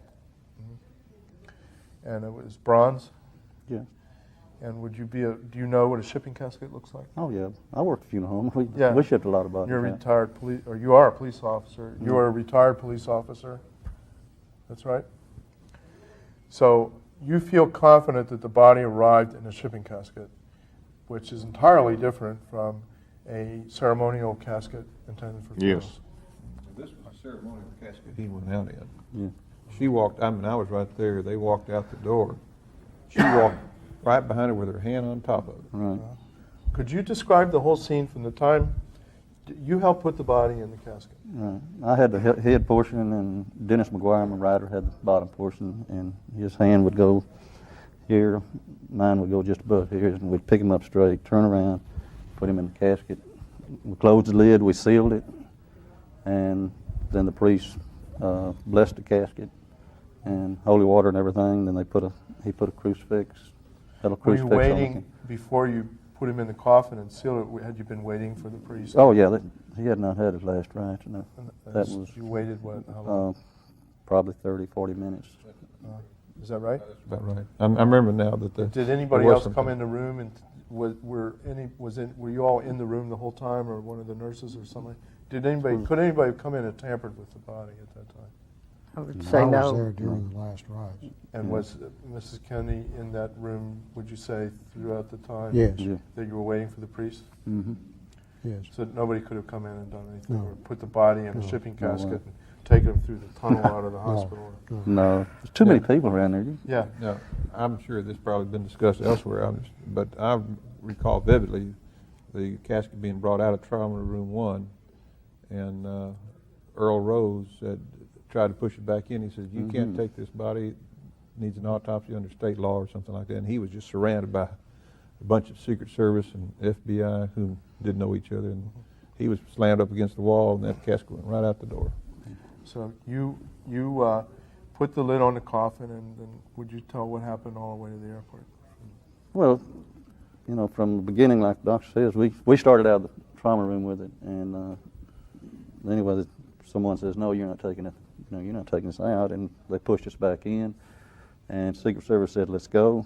So they would push us out, and we finally got the thing out of the room and squirted into the hallway. And I remember we went through maternity section, which we, you know, ambulance drivers were never allowed in maternity section unless we was taking the bodies through. Yeah. And that was very unusual that we went that way. And when we would try, we would push the body, or I had the head of the casket, and Peanuts had the back, and Miss Kennedy was sitting on the right-hand side or the left-hand side of the casket like this, had her hand on the back of the casket. From your, let me interrupt you a minute. From your observations of Mrs. Kennedy throughout the whole tragic scene at Parkland Hospital, can you visualize her at any time in the next several hours taking her hand off of that casket or leaving it alone unless some other very close, trusted friend was there to watch the casket? Or in your knowledge of the death of someone close, can you imagine the casket being alone at any time in the next few hours from those people who were very close to President Kennedy? From the way she had her hand on that coffin. Of course, I really couldn't speculate on that. I was impressed with the fact that she was in total control of herself. Yeah. She wasn't sobbing, as I recall. She wasn't hysterical. She was in total control. Yeah. As if, and I've said this in the past in casual conversations with friends when they've asked me about it, as if she had practiced this time after time, knowing that this might happen, and that's obviously it. The only time I really saw any tears was when she first come in the room after they cleaned the body up and everything. We had already taken the casket in, and I believe that was the first time that she had come in the room outside of the time that she first come in the room when they brought him in, and I think the doctors and everything had moved her on out. She was right outside. We had taken a patient to the we had taken 2 major medicine, and one had put him in one of the stalls going into X-ray. One of the stalls right there by the room going into the X-ray, and outside of, you know, when the Secret Service come up and told us to go put a clean sheet on the casket and on the cot, bring it back in. He called it a gurney, and bring it back in and say we was going to transfer the president to St. Paul because he's a Catholic. And you know, when I first saw him bring him in, I didn't think there was any chance the man was going to live to begin with, because they had his head completely covered with a coat. Yeah. And Miss Kennedy was walking behind, and I heard doctors say something about they thought Miss Kennedy had some brain in her hand when she come in. How long did this struggle last in the hallway with the Secret Service and Dr. Rose? I say it took us 10 to 12 minutes to get him from trauma room number 1 to the hearse. It was an ordinary hearse, right? Yeah, it was a regular hearse. And then what happened? Well, there was people struggling. The state authorities wanted this casket, wanted the body to stay in Dallas for the autopsy, which is state law. They have to do an autopsy on a shooting victim, murder victim. And the Secret Service, or federal people, wanted the body taken out immediately. Did you follow the ambulance after it left? I mean, the hearse. Yeah, we followed the procession. There was probably 15 or 20 cars, probably 10 or 12 motorcycle escorts. Going where? Well, we left Parkland, went out on Harry Hines on out to Mockingbird, and on into Love Field. And were there any stop anywhere at the O'Neill's funeral home? Or? No, I've heard that story before. We're trying to settle this question. All right. Let me ask a couple questions. Did you remember a lot of commotion down there, a lot of confusion? Not among the medical personnel, but it seemed like, as I recall, there were federal people who didn't know who the Secret Service were, or FBI who didn't know. There was a lot of pushing and shoving going on. Absolutely, there was. You know, you're really terrified because these people have cursed you and, you know, threatened you in every way possible. You know, they're going to whip your ass one way or another, you know, and you open your mouth, you know, I'll knock you down, teeth down your throat. Did you see their hands going in their coats? I saw one deal, you know, I've heard about the gun routine, but I saw one time that a guy in a suit did put his hand inside the coat for somebody to back off. You know, there's a lot of cussing. So the hearse went directly to Love Field, and you followed it. You were right behind it? No, we were approximately a good city block behind it. We was running with red lights and siren on me, trying to keep Code up what? with it. What is the code? Code 3. We, Code 3. You know, So we got in behind it. You But know. you can say categorically that there were no detours or the ambulance, the hearse did not. None whatsoever. Stop Outside it. of going, it went straight to the airport, straight you to the airplane. Are sure, and I'm not trying to put words in your mouth, but are you sure absolutely that that body did not get diverted before it got to the plane? I'm absolutely sure. Pardon me? I'm absolutely sure. All right, and did you see it go onto the tarmac and into the plane, the coffin? Well, the hearse was parked right by the stairways going up to the plane. All right. And, Let me ask you, gentlemen, do you have some questions for Dr. McClelland on the wounds, in particular the head wounds, with regard to the state of these pictures that we have been looking at here that seem to have something pretty drastically wrong? But would you, and if you folks would like to question them, I hope that it hasn't all been put out of your head while we talk about other things, but I would appreciate if anything at all that comes to mind that you have wanted to know about. My first question is, what happened to the coffin? Let me ask you, what happened to the coffin that O'Neill supplied? Did they ever get it returned, or were they ever paid for it? I know they was paid for it, but Mr. O'Neill went to Washington.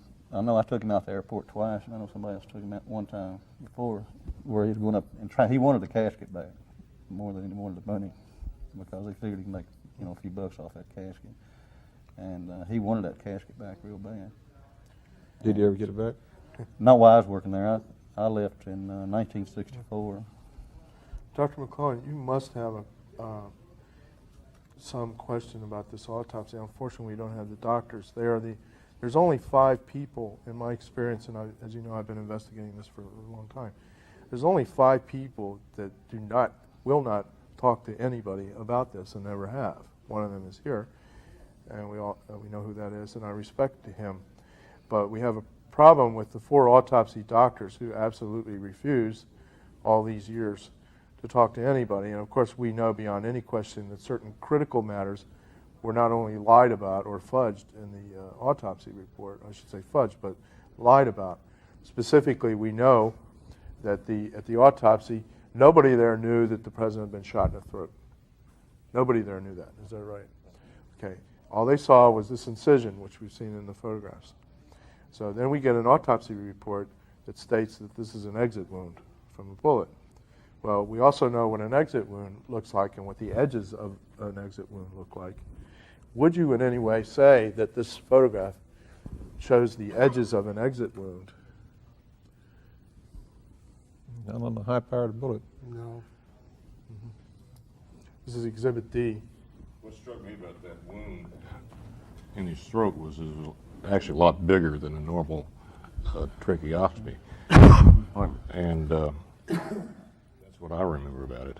I first thought it was an exit wound until the nurse said that they did a trach on him. And The large defect that you saw in the head or know about, and some of this would be hearsay that you heard from the other doctors, but would you typify this as an exit wound that you saw in the back of the head?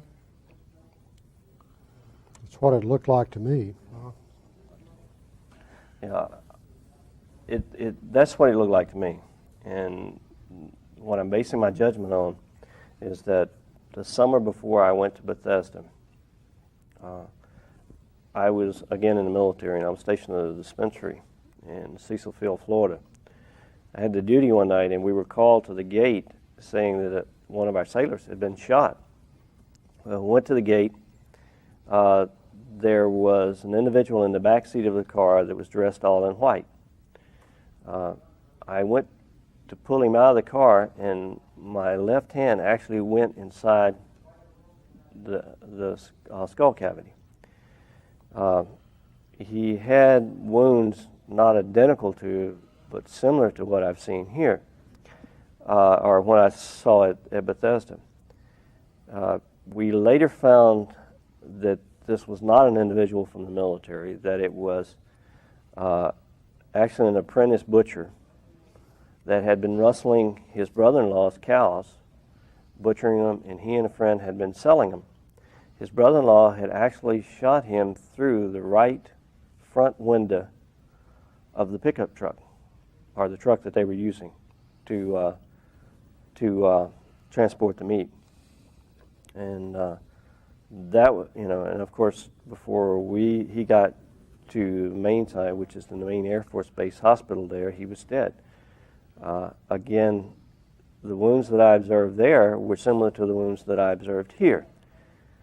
The other thing with the wounds, and again relating back to conversation, was that where the flap area is on the scalp. You mean this? Yes. I remember that the flap area was more attached and hinged a little bit more to the top of the skull, and the fact is that it would actually come up a little bit.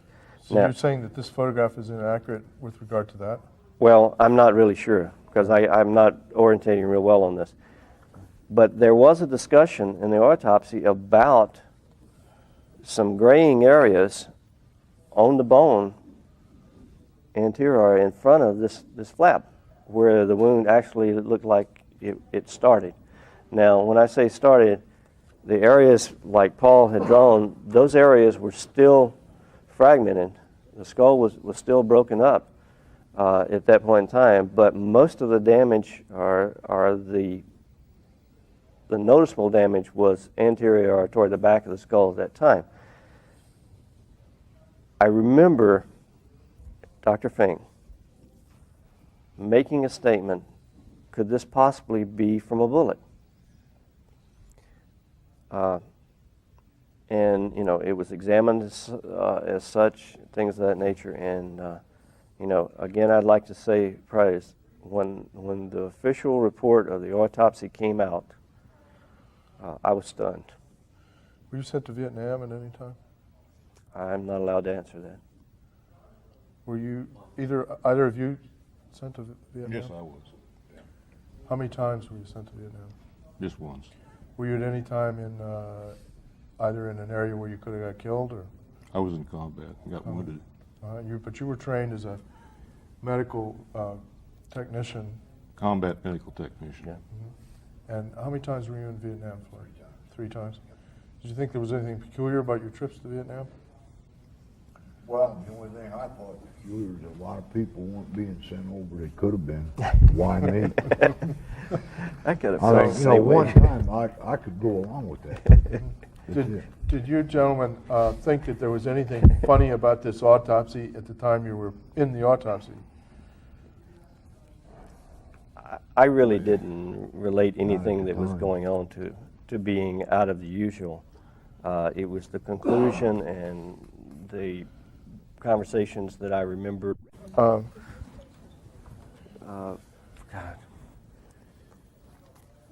Could I entertain a question? Maybe that'll focus again. Now, both of y'all were the DNRs at Bethesda in the morgue. Is that correct? Well, I think that's an appropriate terminology, Well, because what we were is Paul and I were both in the medical school there in laboratory sciences. Our duty station was. Yeah, let's just start over again.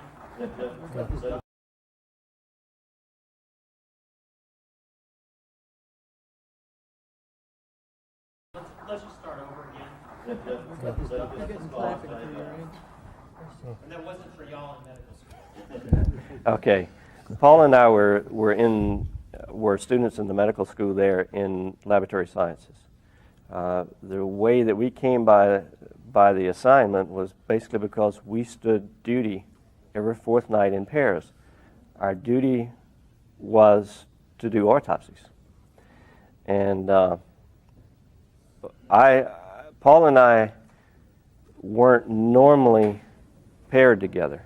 I was normally paired with a guy named Stanley Miller, and I don't know if either I took someone's duty or Paul took someone's duty. I don't remember that type of thing, but I do remember that at 3 o'clock that afternoon, we were told that the president had been assassinated.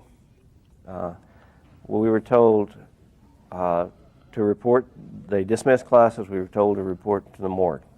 At 3 o'clock in the afternoon of November 22nd, 1963, did you have reason to believe that the president was coming to Bethesda Naval Hospital? No. Not until Admiral Galloway came in the morgue. Right. And what time was that? That was in the afternoon sometime, and I remember him saying, "Gentlemen, you're going to get a very important visitor tonight, and you're now confined to the morgue." Yes. How many hours later did the body come in? Or how long? I remember it coming in around 8 o'clock. Yeah. That's. But when do you think that he told you that the body was? Oh, sometime in the afternoon. Yeah. I probably, Somewhere around 3 o'clock in the afternoon? No, I no. can't say no. No, it wasn't, because one of the things that happened, we thought. All right, I've got to get a fix on the time when you had an indication that the body was coming to Bethesda and not to somewhere else. I think that I can only say that at 8 o'clock when the body came, because we were told, we were basically kind of kept in the dark. There was an insinuation. Admiral Galloway came in and said that we're going to do this. I don't, in my remembrance, I only think that probably was no more than an hour to 45 minutes prior to the time that the body came in. An hour? Yeah, I would say probably 7 o'clock. See, I put this on a different time frame. Yeah. I remember early afternoon. Floyd? Well, around 4 o'clock, I think it was, I got a phone call from the Washington Press. So evidently they knew that he was coming to Bethesda. That would be 3 o'clock Dallas time. Well, whatever, I don't know. It's up there. But they wanted to buy the photographs. Are you sure of the time? It's 4 o'clock? It was roughly right at 4 o'clock, yeah, because I was getting ready to go to supper. Paul, did you have any foreknowledge of when the body was coming in? Only when Admiral Galloway came in. Because see, they hadn't decided where that body was going to go until a certain point. I just remember, it seemed to me, as I recollect, it was in the early afternoon sometime. Let me ask you a question. Actually, you were leading up to it. So had you all done many autopsies with these physicians, the pathologists, the naval? Not with Boswell or Humes. Because see, that was another unique situation. Yes. Most of the autopsies that we did were basically performed one or two ways. We opened the body, took everything out, the resident came in, looked at it, and left. Or the resident, usually related to how long he'd been a resident, would come in, do the autopsy with us. Some of the other things I'd like to get into a little bit later on is how the autopsy was done, but it relates to another wound. I'd like to conclude. Leading up to is, had you all or still had an opportunity to be with these pathologists, what was their reaction to doing an autopsy on this particular individual? I mean, do you recall anything that they, any comments, or could you see any emotional I did. concern about See, what they were I doing? didn't relate to that. See, Dr. Boswell and Dr. Humes were actually administrators. They were in Right. an administrative position in the school, and they didn't do autopsies. Right. How many of them really had a lot of experience with head trauma? I have no idea. I was. Who was the head pathologist? Humes. Pardon? Him. I mean, who was the one who normally did The residents. the residents? Yeah, they're lieutenants, junior grade officers. What rank were these pathologists? They were commanders. He was the lieutenant commander. And a commander. Humes was a commander, Boswell was lieutenant commander, and I'm not sure where, Rose did it. I think it was either a major or a lieutenant. What colonel. struck me that night about the autopsy was the fact At that that time? Admiral Galloway, I mean not Admiral Galloway, but Admiral Berkeley, the president's physician, He didn't have. was driving us all up a wall. In what respect? Well, we'd start to do some sort of procedure like we usually do, and they'd say, don't do that, leave that alone. The Kennedy family doesn't want you touching that. Did they take his adrenal glands, do you know? Took the adrenals, the testes, the pituitary, the thyroid. Right.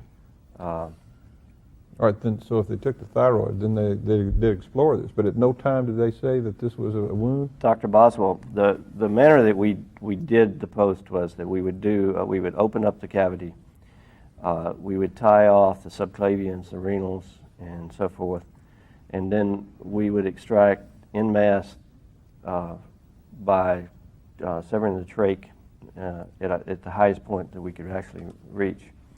And then we take it all out, separate the organs, examine the organs by, according to the technique that that particular doctor would, whether he would sausage a heart or whether he would actually open up the heart through the vessels. Did you do graduate work in pathology? Yes. Do you feel that there was anything peculiar about Dr. Humes and Dr. Boswell, Dr. Fink, who was not a Navy doctor, had been brought over, and Dr. Ebersol? Do you feel that there was anything peculiar going on with regard to the investigation they were supposed to be conducting in view of what the later results were as in the form of the autopsy report?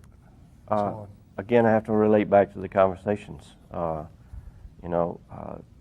When I left the morgue the next morning and went to Dr. Stover's, Captain Stover's office to receive the orders, I would have been 100% sure at that point in time that the fatal shot to the head came from the side, and that it came from here, at this angle. I was, as I said before, very surprised and almost to the point of being shocked of the conclusions that came out. There's still another wound that we haven't discussed here that, again, I think that we, I would like to ask questions and discuss. Are you speaking of the back one? Yes, the one in the back. First, can I ask the naval photographer where that back wound, show it to the camera, where that back wound is and how you know it? Well, this is what appears to be the back wound, right down here. How do you know that that's the back wound? Well, that's Exhibit C. It's about the right length down. It is kind of pickled inwards. The tissue pulled in, pushed in. Did you see any probing of that by the doctors or anyone? Yes, I believe Colonel Fink and Dr. Boswell both had their finger. I know for a fact Colonel Fink had his finger in there. And then that red spot up toward the shoulder line, could you point it out to the camera? What's here? Or that dark spot? What is that? It could be a birthmark, a piece of dried blood, dirt. You gentlemen, what do you feel that those are? Well, I'm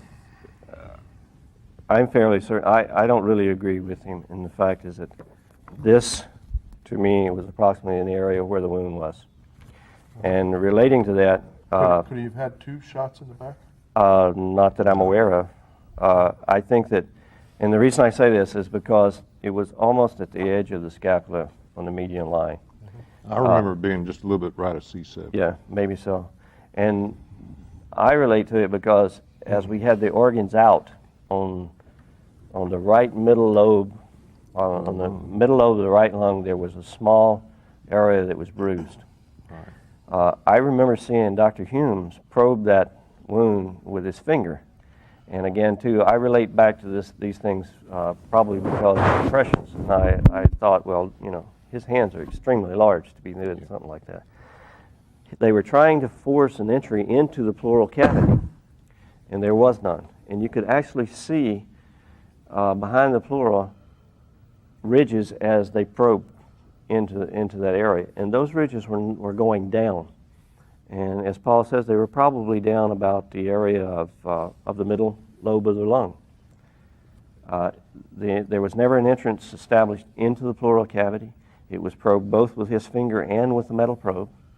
And I remember that distinctly because I remember the impression of those that I saw from inside the body because the organs had been removed at that point in time. Now, whether they probed it prior to that, I'm not sure. Now, I also remember, sure. Are you saying that whichever hole it is, that it did not penetrate the chest? No, it did not. It was a shallow wound. It did not, yes. And it all seemed to be in the soft tissue. It almost was as if it was inside the rib cage. And because, as I said before, on seeing them probe it, there was no impression of the ribs or anything of that. Did it look like a bullet hole to you? Yes. Looked like a punched, yeah. like a bullet hole. Yeah, it looked like a bullet hole. Couldn't have been cut with a scalpel No. or something. No. Somebody No. falsify a wound. No. it was a traumatic wound, you know, a traumatized area, and it looked as if, well, it looked as if it was a misfire or something of that nature that actually just did a puncture type wound and went down to a certain point.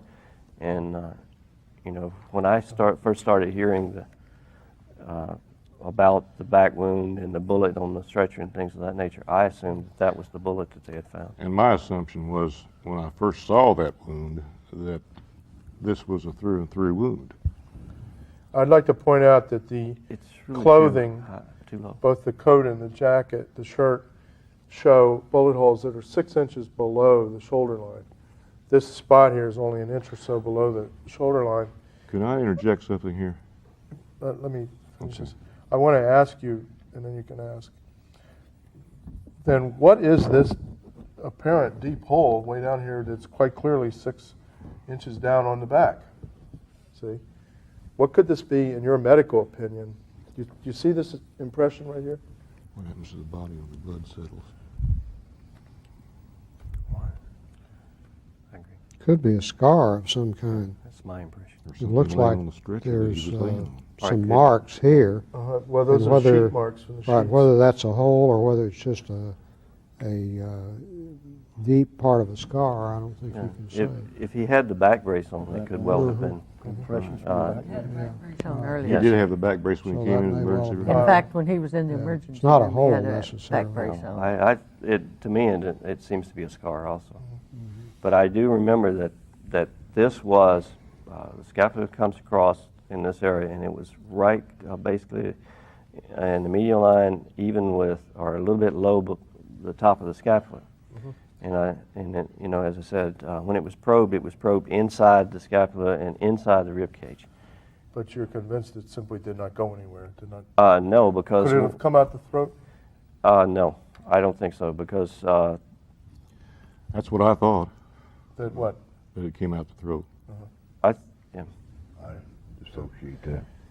Let me ask you, when they were examining, there were x-rays taken throughout the autopsy, and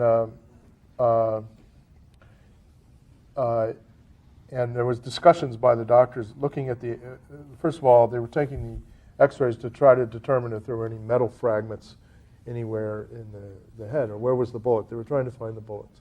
So they were continually taking x-rays, running up, developing them. Jerry Custer would run back with them and show them to the doctors. Do you recall at any time during their examinations of these x-rays seeing metal fragments or slugs or bullets or anything? No. As a matter of fact, there was some controversy about it that ultimately brought the radiologist down. Ever saw? Or I'm not sure. The controversy. See, one of the things that was going on at that time, then you remember, no, excuse me, any metal in the neck at all in an x-ray? the only metal. Excuse me, it came up later, 4 years later, when these photographs and x-rays were examined by a panel of doctors, and two of them in Baltimore, that there were metal fragments in the throat, but this was not noted in the autopsy report, and it was not in any other evidence. There was a slug on the outer table of the skull, a half an inch from this alleged entry hole in the colic. In your medical experience, has there ever been a case of a bullet, in this case it was a cross-section of a bullet, a half of a bullet, stuck in the skull here? Have you ever heard of something like that happening anywhere near an entrance hole? I'm going to tell you, we have a description from one of the people at the autopsy of being asked the next day to tape metal fragments to pieces of bone and taking x-rays of them, and we believe that that's how these composite x-rays were taken. Where did you get the metal fragments? Well, they claimed that they were from President Kennedy, but were there, do you remember any bullets being found? Or There were none found in the body, and as I said, that created quite a controversy, both from the gallery and from the floor. We did receive. Removed the fragments at surgery from Governor Connolly of, quote, that one bullet that was supposed to have made so many flips. See, in we the Did you hand. draw a Interesting picture book. of the Yeah. size of those? Do you remember the size of those? I tell you, I don't know. We had them in a medicine glass. Yeah, I don't remember the size. Do you know what they weighed? We didn't weigh them because they were taken by Yeah. FBI or See, we received bullet fragments and bone fragments in a small That's baggie about the type. bottom of that medicine glass. Mhm. Did And you it, see them? you know, that there I way? saw 'em, there but I were don't metal remember fragments that, what they which They were were related to kinda being. In the brain? No, it was not inside the body. They brought them to us in a bag. Metal And, fragments. yeah, and I remember that the They bag pretty was well placed covered the bottom of by that, the head if I'm at the not top wrong. of the autopsy I just table. don't really have a recollection. I There were remember, Some of four the, you know, some of the five. fragments, the being bone some, fragments, but were I the ones don't that remember the that they details tried to about it. place into the. And All then, right, of course, you know, we're gonna, we chips can't, left. we want to just have one person talking at one time. So, We were trying to, okay, it's been so long, trying to recreate the, the metal fragments. they were collected in a glass, Yeah. medicine glass, which had diameter. How many would you say there were? There were between 4 and 5, could have been 6 fragments, but they fairly well covered the bottom of that Yeah. glass. You've seen pictures of the commission exhibit 399, the magic bullet, so-called. You know the bullet I'm speaking of. I think we had too much to Yeah. go on to the magic bullet. Whether or not any part of it could have come from, I have it somewhere, from that bullet.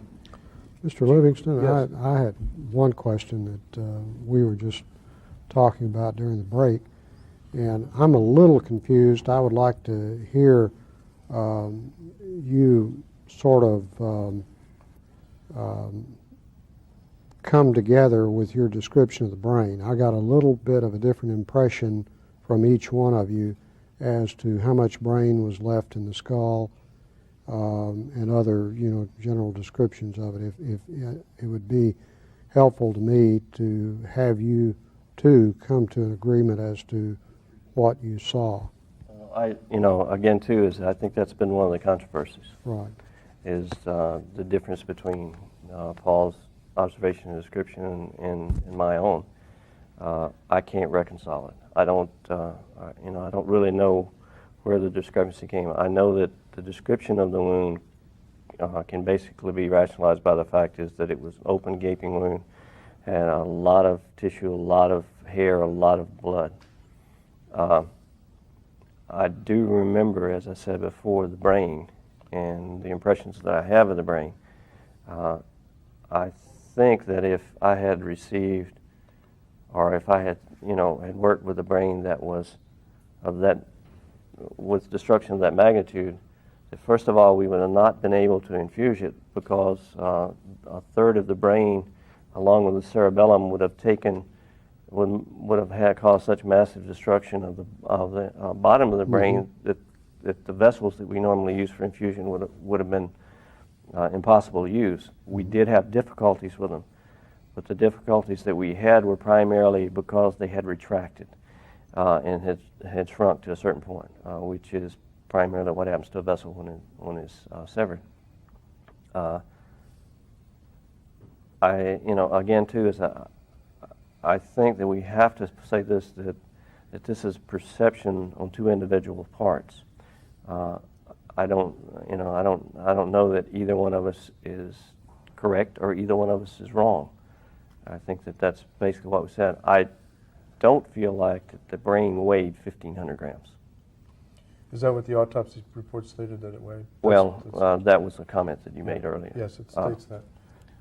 I think it was probably smaller than that. And you wouldn't think that it weighed that much No. either. My first impression, I was right there by the skull when they took the sheet off, and I remember looking into the cavity of the brain. That's and what I saying, saw. Good God, look what's missing. That's what I saw. Nothing there. Nothing. Do you recall anybody saying, as they began to examine the body at 8 o'clock or whenever, before they made any incisions, there is surgery to the head area, Yes. I've heard that for years. mainly to the top of the head? Well, that's what the FBI men wrote down. Were they writing down what was being said by the doctors? Or? They were writing down what was being discussed between Dr. Humes and Dr. Boswell at the time they started taking the brain out of the cavity. Could this be surgery here? Well, let me let the neurosurgeon look at that. Should all this be surgery? No, right down in the temple area there, or The bottom that part. circle. And anywhere in that area, could there be evidence of surgery? I regret that it's not a... It's hard to really, it's not well defined there, but it doesn't look like there's anything. Yeah. right I there. point out that the FBI report states that there was, quote, surgery to the head area. And you recall the doctor saying Yeah, this? there was a statement to that effect, or a discussion to that effect between Dr. Humes and Dr. Boswell, and I thought that it related primarily to the brainstem. And later in But the rest of the statement, excuse me, says mainly to the top of the head. Okay. Well, see, the other thing that I observed was that, as Paul says, we normally did a skull cap to remove the brain. It wasn't necessary. There was an extension of the sagittal, I think it's the sagittal suture, that going through the Could area. you show the sagittal suture? Primarily, it's a midline suture that connects the parietal bone. The front to the back of it? The top Yeah. of the head, you know. Okay. What I recollect is that there was a massive comminution of the skull. It's very It certainly manipulative. looks like a skull x-ray of a massive comminution. Yeah, Well, But the way but the it's- wound's been described here, Would and be in from the what I back. was told, Totally. I would not say this is the same skull. No. I Not know, the same because skull. It see, can't be.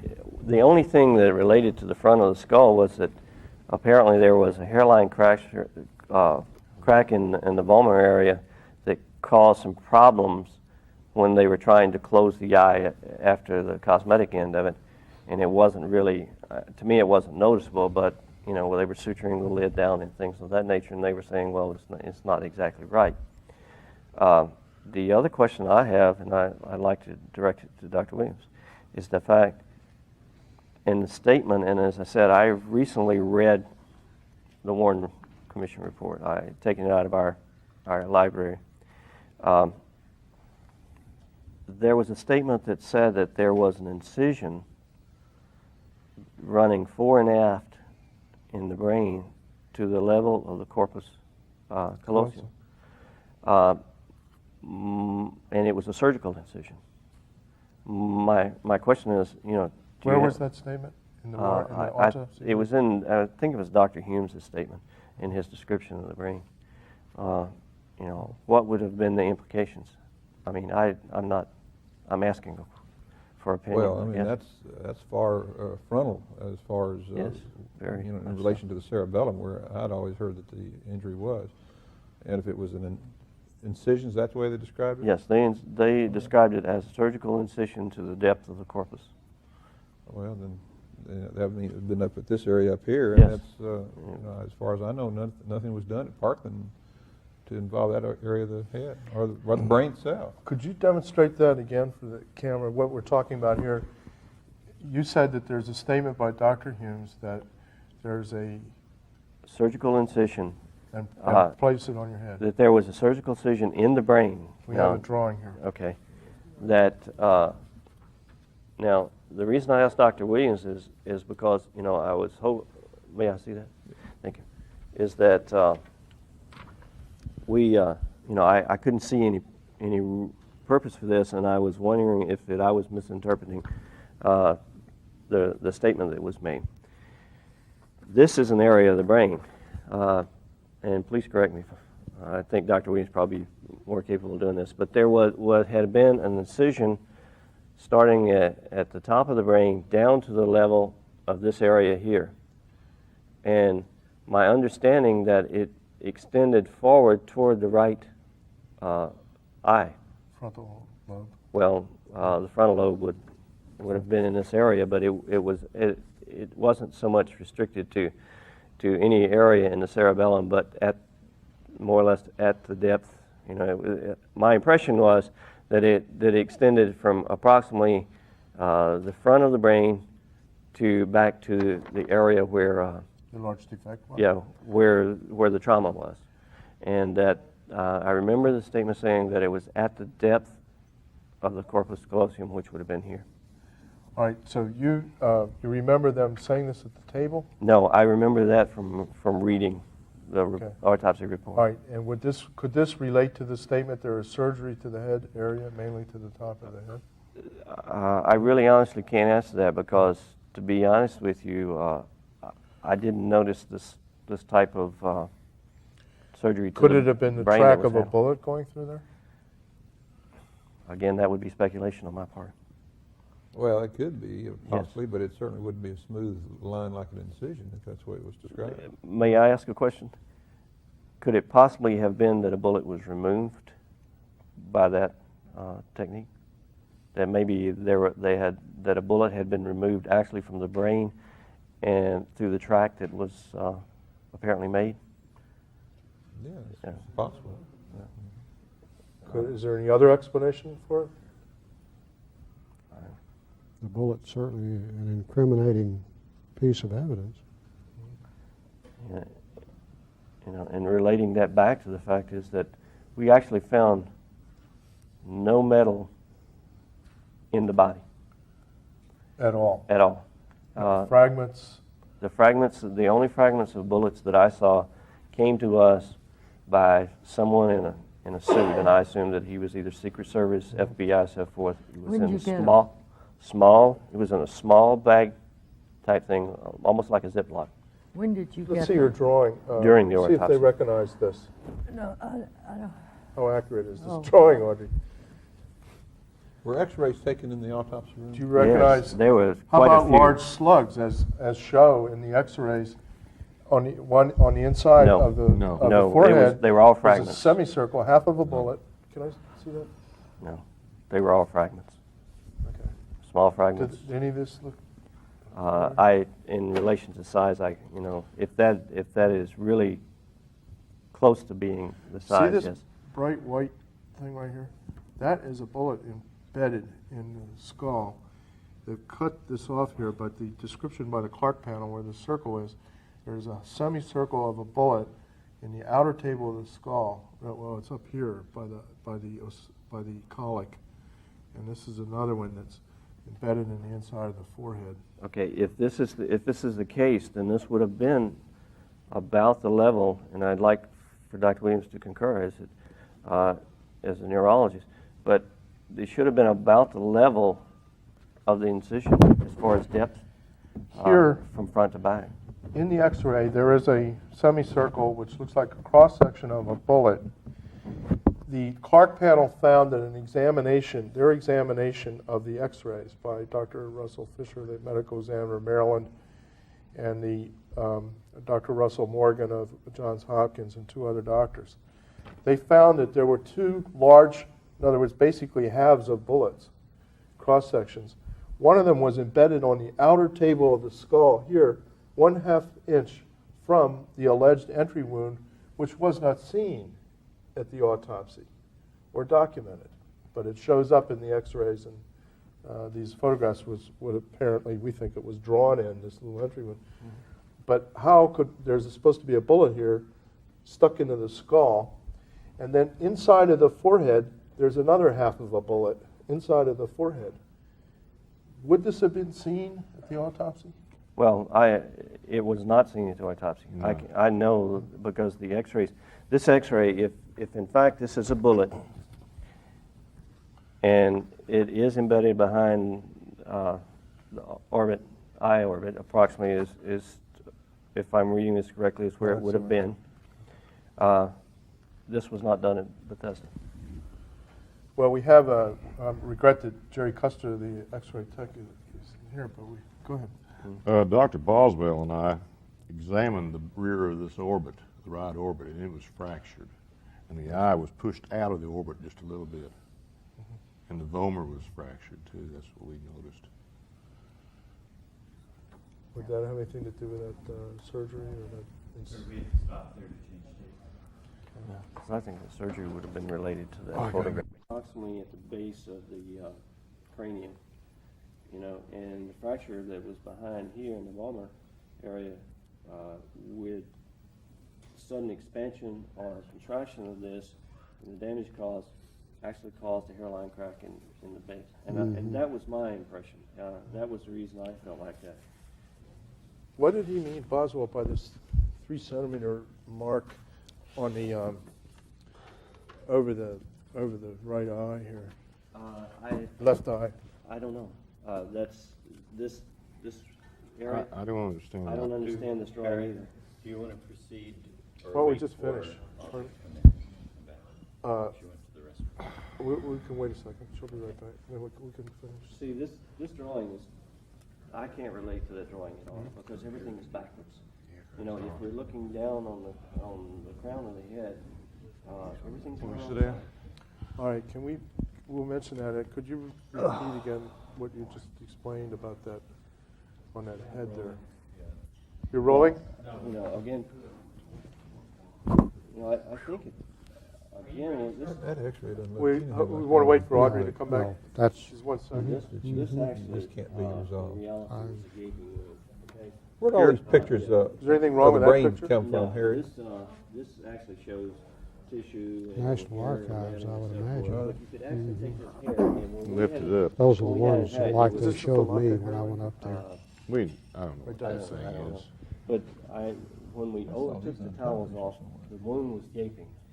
And the people had looked at the wound prior to us taking the towels off. And again, interest, the people who went in initially were Paul and I into the thing to prepare the jars for samples and things of that nature. And I think he also was our doctor, wasn't Who was it he? now? First class, whatever his name was. Yeah. And, you know, and we took the sheets off, and we took the sheets off of that, and then we were told not to take the towels or unwrap the head. You know, we had already taken the sheet off the head at that point in time. And there were people who, you know, who were lifting up the towel in a certain way and looking. And and from that aspect, it looked like there was a gaping, large hole with nothing there. It was similar. No scalp? No. No, nothing. It looked like a hole similar to this. Okay, but how about all Where this was the reflected brain? Now, scalp there here? was brain inside the cranium, wasn't there? Yes, there was. And you there was removed a that brain. Dr. Humes actually removed the brain. Okay, You but actually this see large- him cut the brain stem Well, in order to remove the brain? He didn't cut the You brain. didn't have to. Okay, let's, you've got to catch this. This is really. In other words, that was a free They're doing their floating best brain talking inside the now. cranium. Is that what you're saying? So you're saying what? It didn't leave Parkinson as a free floating brain to his body. All right. Okay. Roll them. Well, there was brain inside the cranium. Oh, yeah. He was still there. Yeah, he was feeling Say a large gaping hole, but that means no scalp. No. The gaping hole means that everything was reflected back because there was a large gaping hole. All right. So the scalp was reflected back when you got it. Yeah, all of the tissue, the damaged tissue and so forth was reflected back to the point that it looked like, you know, to me, my impression was that We have to pick this up from the top. All right. To establish what you want to establish. All right. Jim, when you received the body and people were peering under the towel, looking at the head, and you first saw the head, what did you see? well, I think before we unwrapped the head, just by taking and lifting and peeking, it seemed as if there was a extremely large gaping hole in the cranium, and as Paul said, wasn't much of the brain that you could view. And the hole was basically in this area here. In the same area, yes. Now, was the scalp present or reflected back? Or? Well, the scalp was kind of reflected back in areas. Now, not in reflected back in the sense that you would pick it up and turn it back, but it was, you know, it was almost as if, It's peeled back. yeah, and that That somebody, rather than, you don't feel that a gunshot could have done that, do you? I don't think so. other My words- first impression is that a bomb went off inside his head.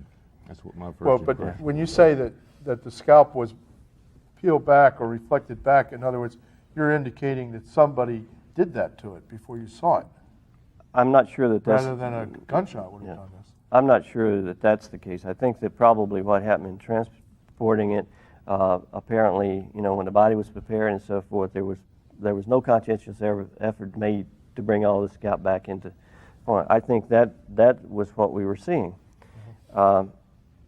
I think, and I don't remember prior to that, but the only conscientious effort that I saw was at the preparation of the body for burial, to bring all of this tissue back into one mass and, you know, to reshape the head. And at that point in time, there was there were certain parts missing, and at that point in time, the pathologist actually tried to fit some of the bone fragments to this area. They were not very successful, and again, Were they plastered into place at the end? the bones, The no, pieces? no, The pieces. they were kept. So in other words, the head would still show that large defect today? It was, well, it would still have the defect, but it would be cosmetically. All right. Okay, See, he had so much hair that Yes. they were able Yeah. to comb the hair back But the over plaster the defect. inside the bone would still be missing. In other words, well, we could see what would be. well, basically, yeah, the plaster, what the plaster would do for him is it said it would allow them to mold the head. And these fragments, the bones would still be fragmented and so forth, but they would have probably adhered to the plaster and, and formed a fairly uniform cranium. Could you look at these two drawings of Dr. Boswell's that were done at the autopsy and say how accurate they are? What do they mean? This one is confusing. I don't, to be honest with you, as I look at this, and if I'm looking It's this drawing right here. Okay. I'm not sure of what 3 millimeters over the left eye is. I'm not sure of what... Centimeters, 3 Or centimeters. centimeters. I'm not sure of what the missing means. They seem to be almost inverted as far as the wounds depicted and things of this nature. I really don't know what to make of these. I have never been able to orientate to them. Did he do autopsies routinely, this particular doctor? No. Do you know what these, in the other drawing here, showing the full body, do you know what these arrows pointing to each eye, what's written there, what does that mean? I know what the numbers are because that's my handwriting. You wrote that in? You wrote everything in here? Most of it except the description and so forth, Dr. Boswell did. This ragged so forth. This one where we did the initial... On the left side. Yeah, well actually, this is related to the frontal area of the body, and this was a preliminary to all the autopsies. Dr. Boswell dictated a lot of this. He measured the wound in the neck. What do these pointing to both eyes? There's a circle drawn around the right eye. There's a line drawn to the left eye. I think my impression is that that's the dilation structure of the eye itself. All right. You know, this statement here on B, pointing to basically the occipital protuberance, it would appear, but I don't really. Says what? Ragged. It looks like I can't. And did you write that? No, I did not write that. Okay, where we have is this a wound here in the back? Yes. What does it say, 7 by? By 4 millimeters. Did you write that? No, I didn't. So does this indicate a wound in the back, 7 by 4 millimeters? Yes. Can you read what it says directly under that? It says 14 centimeters from the right acromion. Acromial process? Process, 14 centimeters below. I don't know. Does that square? He's orienting the bullet, apparently, the wound, to some anatomical reference point. Yeah. Yeah. Does this square in with your memory of that hole in the back at all? I would have to, think about it anatomically. How about you, Paul? Because Boswell, there was a major article in the Baltimore Sun where he then retracted everything that's in his drawings. Piece of paper come from? These, it looks like this it's is, about the they length, actually have yeah. blood stains all over them, but he Which drew is where this the at the blood right was. time. That's where it was. No, I'm talking about what publication did that come from? Is that This from is the Warren from my Commission? book. From your book? Well, they're right here in this, the publication of the Assassinations Committee, and I think they were reproduced in the Warren Report. Yeah, here it is. This is from the House of Representatives, and there's the drawings. Is that still available? It's from the Warren, you cannot get this book. It says for the use of the House Assassinations. Well, it was never made Committee. available to the public? No, but I have sent it to Dr. McClelland. I had some extra copies that the congressman gave me that I was working with, and there are several copies at Parkland that I got in there. I hope you have that book still. This book, volume 7 of the. Yes. Good. So, Dr. Williams, you can see that. Anything else to say about these drawings? No, again, if I can read well, these are the weights so forth that were The given, organs. that were given to me by Dr. Do Boswell. you see the brain weight on there? No, Oh, that was a supplemental report. no. Now, well, before the break, you were demonstrating an apparent shot from here and how that related to this, quote, surgery to the head area and this, what was it, the severance of the, Of the brainstem. well, no, there was Oh. another Okay, cut. there was a And what kind of bullet might have done this? fracture actually in the vomer process behind the orbit here, in the base of the cranium. In other words, the base that the skull sits on that has the pituitary and so forth. And again, and this again is my impression and supposition is that relating back to the conversation of this area, there was some gray, I hesitate to describe it as metallic area approximately the size of the end of my finger in this area. It could have been from scraping from a bullet or something? That was my impression, and that was the Sounds like discussion. lead. That was the discussion between Dr. Fink and Dr. Humes. Did you point at that area again? It's primarily in this area, maybe a little lower. My question to Dr. McClelland and so forth, and Dr. Williams was, You want to show them again? with the impact of a high velocity bullet at that point in time, and with the damage that was created here to the cranium, was the distortion such that it could have created the hairline fracture in the vomer? And I guess as we all have to say, we're again dealing in possibilities and probabilities here. And as Dr. McClelland answered, it is a possibility. This was the reason. This is one of the primary reasons that I was surprised at the results from the autopsy. The other one, consequently, was the wound in the back that I saw probed. And it was not related at all to the wound in the front. The Warren Commission say there was just one shot? You have to refresh I don't remember. I think there was supposed to be a one bullet theory, but I'm not sure that it ruled out For the head or the? For the head. All right. No, they just claim that one bullet struck the head from behind, but the films and other evidence indicates that it was possibly or probably hit twice, possibly from both front and behind in the same moment. He seems to be going forward suddenly, and then up, and then backwards. He's rocketing backwards. Yeah, it seems. You think the first shot was in the neck, and then he went forward, and then maybe he was hitting the back of the head then?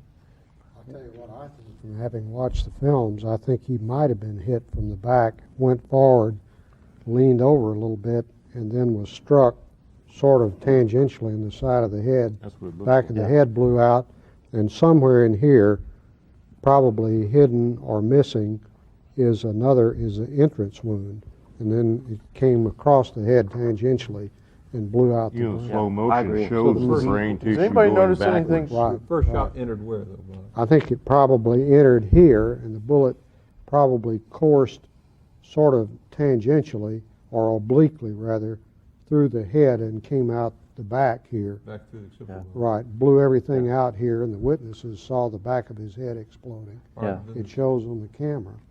And you have to ask, well, where was the entrance wound for this? And there's no good answer to that in my mind, except to say that it's probably somewhere in the edge of this defect up here. I think the entrance wound, according to, as I said, I'm going on the impression from the grade area, would have been in this area. And In other words, that it looked like lead scraped onto the bone. Right, and that'd And be where the see, I bullet think struck. that probably this was the original exit wound.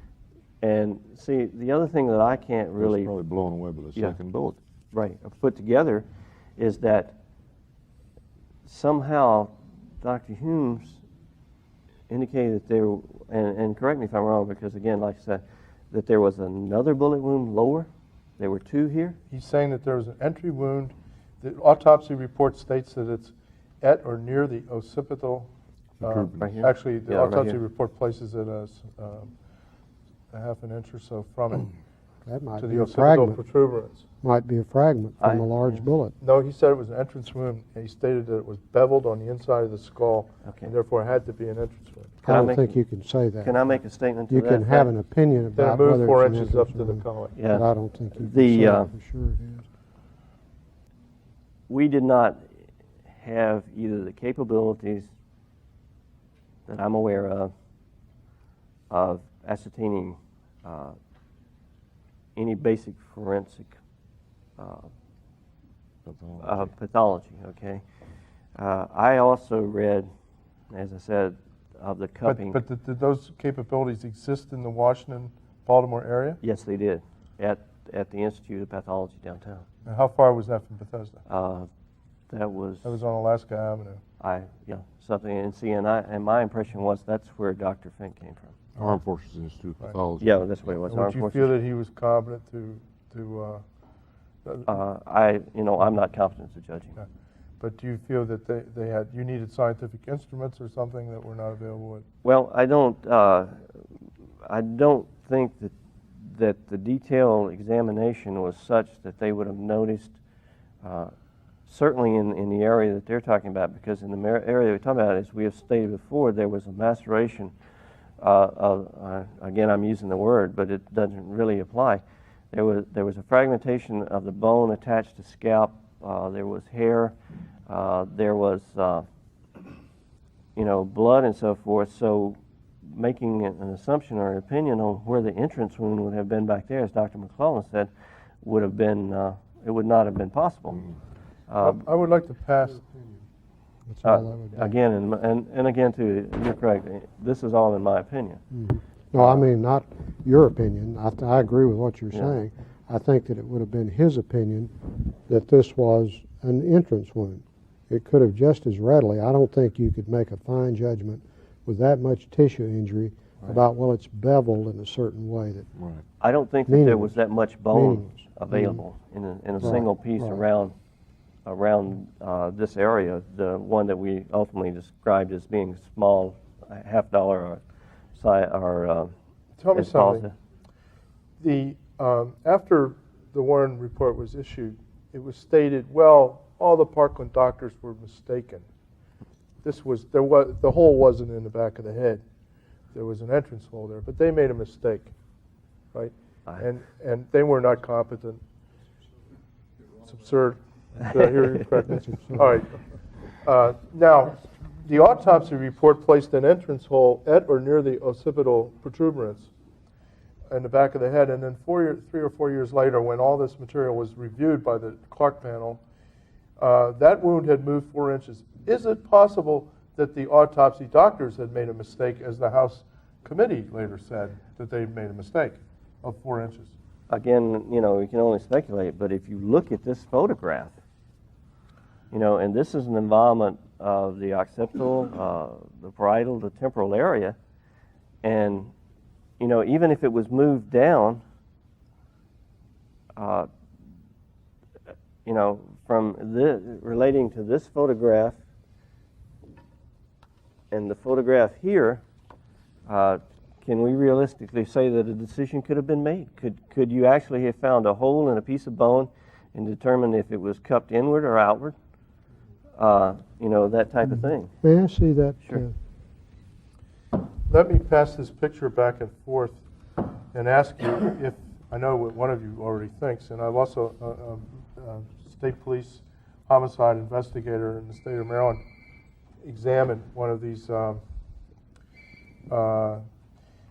some of these pictures, and he found something else wrong with them.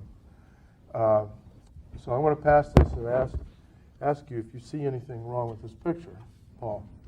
Start with Paul and then. What strikes me about this picture This is exhibit. is it looks like that this Exhibit D. D. D. This area here looks like it's been brushed out. You see this? Yes. And the wound here looks like it's painted on to me. Yeah, but Now, I'm not a photographic expert, but All right, but the I forehead- remember a more three-dimensional wound in this area here. Well, you see it in the But you're side seeing, view. I know what you're seeing, but it just didn't conform Paul, we're with talking this about part of the anatomy right there. Paul, we're talking about the forehead. Well, We're talking about a possible entrance wound in the forehead. right there. Did you see anything at the autopsy that? Absolutely not. No. No, This doesn't look like the morgue either. that's true. It does not look like the morgue. We didn't have anything What? wooden in there. Does not look like the morgue. The morgue would, Just noticed that What? before. No. no, does not look like the This- morgue. What did the floor look like in the in Bethesda? Well, it was similar in design, but it was white. Yeah, and Plus, There were no little tile squares, or? Yeah, there were small Is that a tile squares. floor? This appears to be a tile type floor, to be tile or linoleum, but the one at Bethesda was stone tile. Uh-huh. I mean, it was put in there so it What was did it going to look like? last What for color years. was it? It was white. White Easy to and clean, too. black. But there were no little dots there, no little. Oh yeah, they had, I believe there was some dots around for design to break up a solid color, but it's Yeah. this area here. it doesn't Right. not exist in that morgue. It does not. This We have no area wooden here structures would have in the been morgue. steps going up to a gallery. Right, Right. that's what it would have been. And the gallery would have extended to the top of the head of the table. And What do you suppose that is then? We have no idea. That's some other room. Tissue I don't, well, strung up. not in the morgue. We just don't know. See, That's not your picture. that's not the picture of the No, morgue. they This can't be. could this be at Parkland anywhere? No, because you got that same kind of tile that we don't have at Parkland. Yeah, that's a military towel underneath there. But It has that a floor, caduceus that on it. floor doesn't look familiar to you? Doesn't look They familiar to didn't me. stop to take Trauma pictures, room? No, I don't think. There's a story that the Secret Service went in and took pictures of the body. This looks like, You know, Tile here. what I'm That's wondering, tile is this the skull from somebody that was used to make those x-rays? That's Yeah. could be. We We think- don't I know think that's that's the what we do this not know is. that's the I think president's this skull. is somebody else. This right here could be even the edge of a ball peen hammer. We're talking Yes. about the hammer. Yeah. See, also here, in this area. You want to show this to the camera, please? This is an area. Okay, and what's this? You're talking about this right here? did he have a trach in place when he left the Parkland? The trach tube was removed? Okay, So where, in other words, he you arrived say just like this might be a No, hole and here. Well, the trach now what tubes I'm is talking about is that could I see those x-rays? And this is rather tenuous, admittedly. But in these x-rays that show defects in the front part, the anterior part of the skull, when all of us saw defects back here, Right. both at Bethesda and at Parkland, all of us, every one of us. And we made those statements independent of one another, not in a true. group. So this was fabricated from something. Now what I'm wondering about, as I've sat here and thought about it, is this the skull of another body? And the skull had been deformed in some way. This circular part here, we were talking about the phone call from the doctor who said he saw a head being attacked with a hammer. Yes. That could be possibly a defect from a ball peen hammer. That And we don't know whose head it was. no, we don't know whose head that is, but But I mean, that's do we know the whose head? anterior part of the skull. This is the posterior part. The neck is here, and this is the skull that was used to make these x-rays.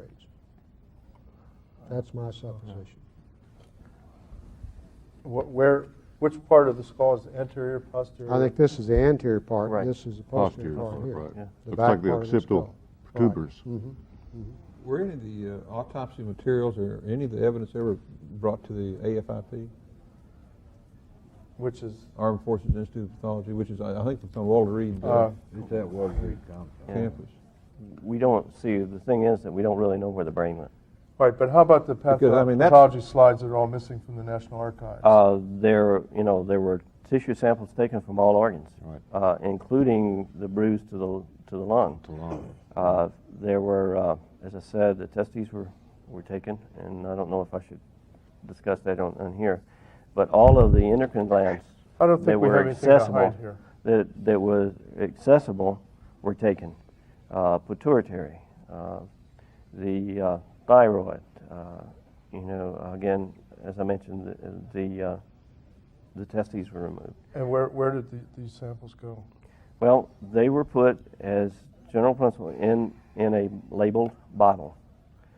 Some sections were made. The heart itself was opened up. There were comments about how pink the lungs were. There was a comment about did he smoke, and one of the doctors says, well, I think he smokes occasional cigar. There were Dr. Humes was the one that opened the intestinal tract, or the lower GI tract, and cleaned it and looked, basically for ulcers, things of that nature. That normally was our job, but I remember him doing it, basically because everybody tried to, Paul and I got assigned that because no one else wanted to do it. You open up the intestines. Strip the intestines. And clean the intestines and observe the wall. I think that, I know that there were samples taken because the autopsy procedure did not deviate in the remainder of the autopsy. We did it basically the way that we had done it before. The only organs that I remember being returned to the body were actually the intestines that were cut up in small strips and put into the body by the mortician with a plaster that he used to form the body with. I also know that my observation was that the body looked better after he finished, as far as musculature and so forth, than prior to the time that he did that. These pictures, is this John Kennedy in these pictures? Is it John Kennedy, first of all? Yeah, to me it appears to be. And this is the way you remember his face. I think we've been through this. Okay. Armed Forces Institute of Pathology, they have a very fine neuropathologist there, Dr. Kenneth Earl. And I was wondering whether he was ever consulted about this or even interviewed. I think so. See, and I would think Bethesda would be in a naval hospital, a military hospital, that the AFIP would have been involved in. Do you think something was being covered up in that autopsy? In the autopsy itself? Mm-hmm. I'm not sure that anything was being covered. I think that certainly things were being controlled because reflecting back to some of the relationship between the people in the gallery and the people on the floor, getting back to the back wound, when they could not probe the back wound to the front of the body, there were some animosities that came out of the gallery as primarily indicating you don't really know what you're doing. You mean somebody wanted that wound to come out somewhere in the front? Yes. My impression was that somebody wanted the wound in the back to come out the front. Now, if you remember back, we did not know that was a bullet wound. We thought, and I think all of the doctors there have made the same statement, we assumed that was a trach. Now, these wounds are similar to what I saw, except what I saw was a cleaner surgical incision on both sides. One of the questions I had that I brought today was, how long did the trach tube stay in? Did it stay in long enough for the body to start the rigor mortis? You mean it was taken out before you got it? It wasn't in when you got it? No, it was not here. No, it was not there. Okay. Rob, did you actually see the neck wound prior to any surgical? No. It was already... They had already enlarged the wound. What's Mac Perry and Charlie say about that? Well, Mac said that it looked like an entrance wound to him. The initial small hole that he enlarged to make the tracheostomy, he said looked like an entrance wound.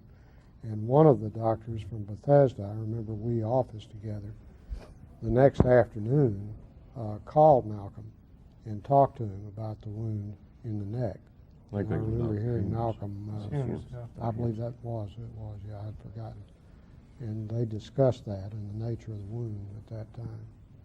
The wound actually looked as if they had made one long incision, and that the trach tube had been inserted approximately in the middle of the wound, and that it had stayed there long enough to traumatize the area and to create an impression. To be honest, at that point in time, I don't think anyone in the morgue really reflected back on this wound as being anything but a trach. And it was not until later on that I became aware that supposedly there was a entrance wound there, as far as the Parkland doctors had seen. I do know that watching the probing of the wound in the back, that they could not probe it forward, that it only went down. Well, Dr. Fink testified to that in New Orleans, that it did not go in any farther than this. Yes, and I think, would you demonstrate? I don't want to tell you how far. Well, what I saw was, and they were probing the wound from the back of the body. The body was raised. There were no organs in the pleural cavity at all, or in the body at that point in time. We had taken them all out. I saw Dr. Humes' finger, the impression of his finger going down the inside behind the pleural without penetrating in, to the point that his finger would go. You were looking Exhibit F. Okay. And you folks tell us, where is this room? Okay. I assume this one looks as if it's in the morgue at Bethesda. The only discrepancy I find in it is the metal support that is supporting the head at this time. As Paul says, we had a chock. It was a block that was approximately 6 inches long, that had 4 prongs, and it could be turned to different sizes to raise or lower the head. And it was more or less matched directly behind the neck, as opposed to being back into this area of the cranium. Attached to the table? Would it have to show in a photograph? It was. Yeah, it would have had to show if it was there. Well, couldn't it simply have been removed here? I'm not sure. Again, too, is I can't definitely say that this was not available on the table, but I know that I don't remember it ever being used. The support attaches to the table. That attaches to the table, but I just don't remember that. I don't ever remember. I don't remember our table had attachment. Okay, you want to point at what you don't remember here? Okay, I don't remember. There is a support that comes from the top of the table, attached to the table, that comes up and supports the head area. Was that ever used in your? In the autopsies that I worked with at Bethesda, no, we never used it. Floyd, what do you recall about this issue? When you were taking, did you take that picture? I believe so, yes. And I think this was taken in the autopsy room. I think so too. But how about that brace? I really didn't pay that much attention to the brace. So what could this mean, this anomaly here about the chalk? I don't know. Sometimes looking at some of these things, I get the impression that they were taken either earlier or later. In the evening? I'm fairly sure they weren't taken earlier, and and I don't see how they could have been taken later. So the shadows are wrong. It doesn't really. Now see, this one reflects. It should be all black. This one is 1E? G. Okay, this is Exhibit G. This reflects a table over the chest area that we used. We actually put the organs on there and used that to examine the organs. Yeah, it was just a metal stand that fitted over the body and like an instrument tray. Now, since all of this is blurred out, there should have been a scale attached to that, to this. It was a hanging scale. Yeah, it was a hanging scale, and that we used the hanging scale to weigh the organs. And but would it necessarily show in that picture? Well, the areas are blank out. The other thing that really that's really impressionable as far as none or very little of the area around the table shows in the photographs. Almost all of it is blanked out. The one that we examined earlier, I think that Paul and I... Floyd, when you took your pictures, how much of the room would have shown? More than this? Yeah. How far away were you from the table when you... 4, maybe 5 feet. You were never closer? From some of them? For a few shots, yes, but on so the 4 or 5 average, feet. no. How many feet away would you say these pictures are taken? Well, it's hard to tell because I don't know what scale they cropped them to. Yes. Yeah. I mean, that could have been taken with a telephoto lens at 100 meters. Yeah. and then enlarged to just that area. But now, if that would have been a contact print, you know, just a film and a sheet of print paper exposed to each other, then you'd have more of an accurate idea as to how much of that negative was printed. Right, you say there's no entry wound showing in this picture, Paul, in the colic area, whereas it does show in the other back of the head picture here,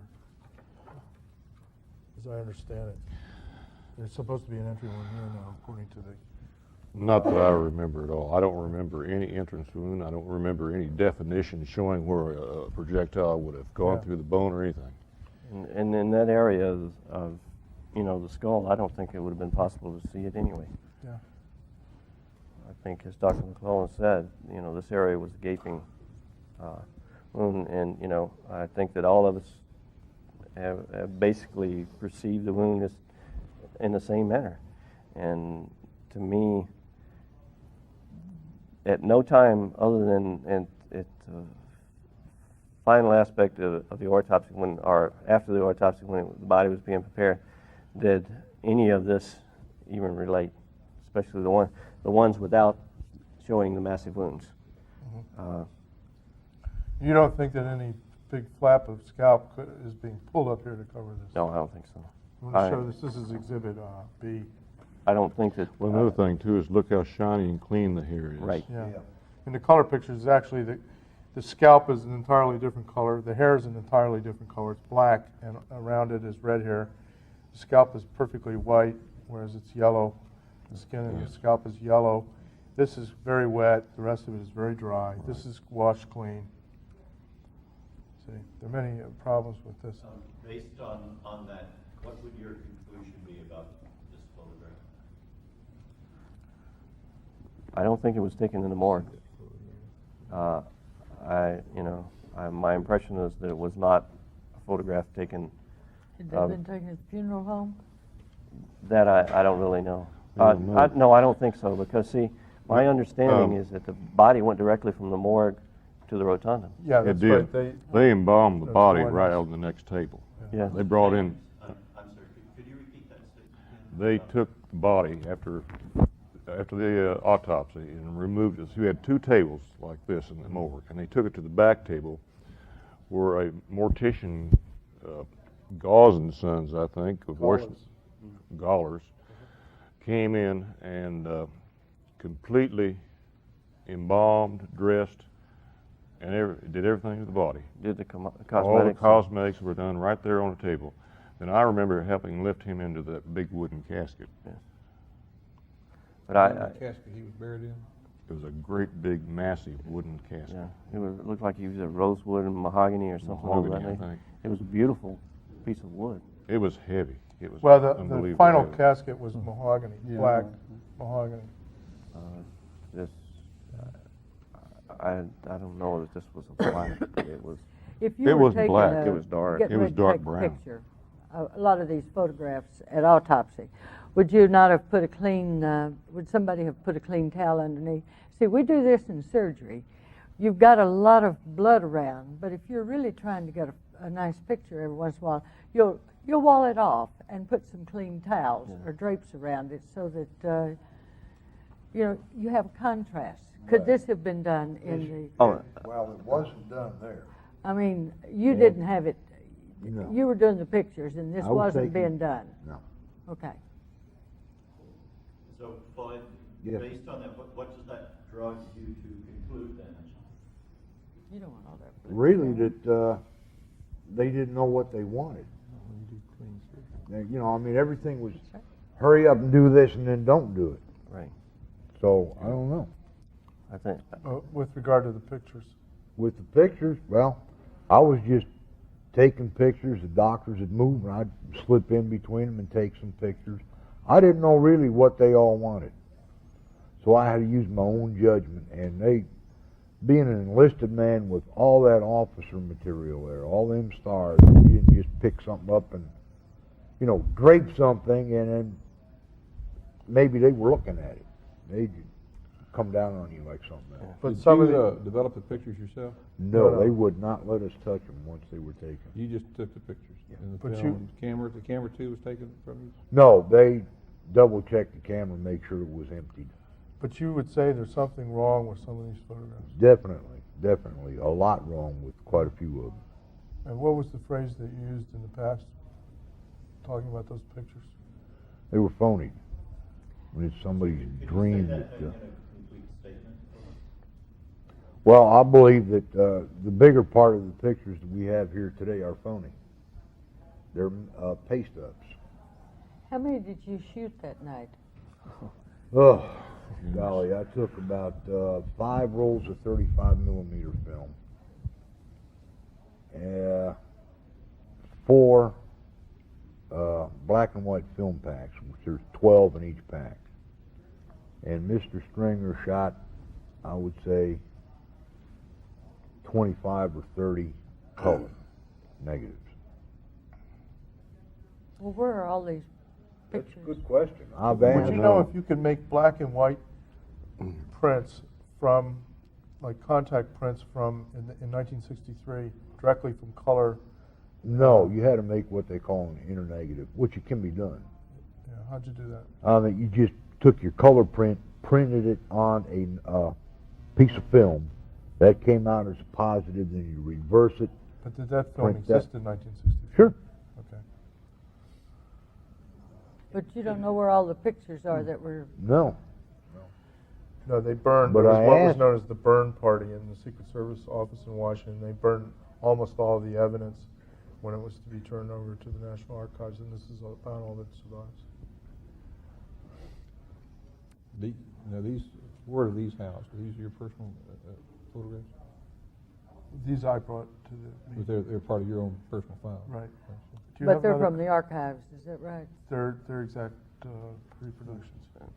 Al, do you have? Yeah, what I'd like to do, because we are running just about out of time with all of your presentations here. If we could start with you, Floyd. I'd just like to get a statement on camera of your own personal opinion about whether you feel this Warren Commission was accurate, there was a cover-up, there was a conspiracy, whatever. Just whatever you feel is your own opinion. Just do it in a complete statement. Well, as far as the Warren Commission goes and their report, I don't think it was accurate. In fact, I'd almost swear that it was not an accurate report. From what I've been reading and read in several books, that they weren't given all of the evidence, or they were only given the evidence that the government wanted them to have, so they would come out with the conclusion that the government already had before the Warren Commission was even formed. So a lot of this evidence was doctored, I believe, or the photographic evidence anyway, was doctored to fit the story that the government wanted put out. And as far as a conspiracy, there had to be a conspiracy somewhere in order to have all of this done. I mean, there was so much work that had to be done on the photographs alone. And somebody had to know about it and not tell. Could they have made a perfect medical forgery out of the body to fool your camera? Not in the short period of time that they had, no, I wouldn't think so. But it could have been done over a period of time, but they only had a matter of hours. That's right. And I don't think that would have been possible. Yeah. Not with, Morticians told me it'd take a week to do it. well, I didn't think they'd do it in a couple hours. I've always thought it was a massive cover-up, and like he said, for this to fall into place like it did, it doesn't happen this way. You just can't, in a matter of hours, have everything in place to have all these things happen. They just don't work that way. So I've always thought there was a massive cover-up, and I don't know who, from where, or how high.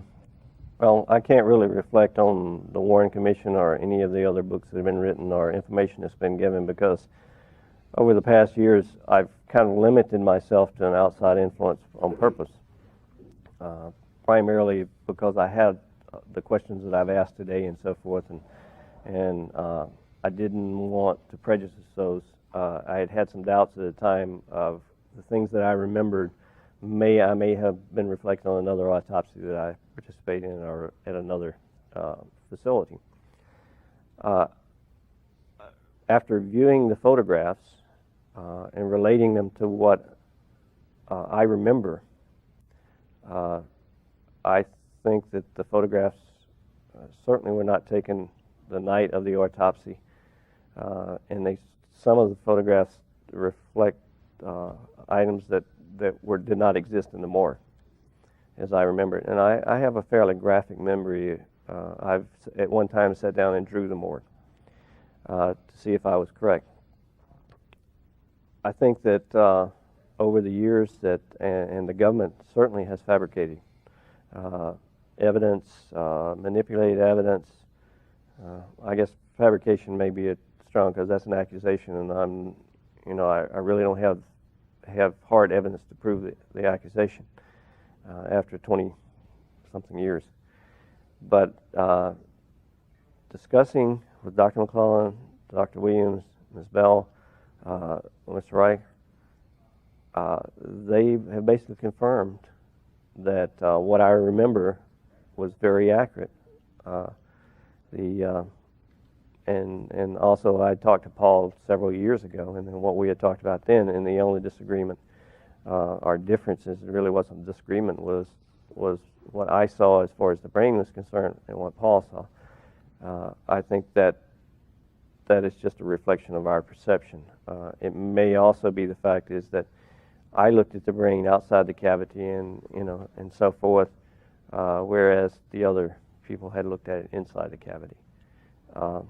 The weight of the brain, I'm surprised that it was at 1,500 grams. I would have suspected that probably it would have been 12, 13. Again, because I reflected it was a smaller brain. My perception at the end of the autopsy was the fact is that there had been at least 2 bullets. The one doing the injury to the head had been slightly anterior and above the ear, and I had related that back to the conversation of the gray marks on the bone. The other one being in the back of the neck, or below the back of the neck at the level of the scapula. I had read some information and had heard through discussions with TV and so forth about the bullet wound in the neck.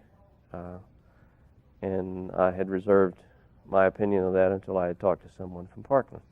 I now feel like that probably that was an entry wound. My question is, where did that bullet go? Yeah, it would not, and my perception as far as anatomy, and I may be wrong, is that a bullet in the front of the neck would have done a considerable amount of damage to the tracheal area. If I'm wrong, please correct me.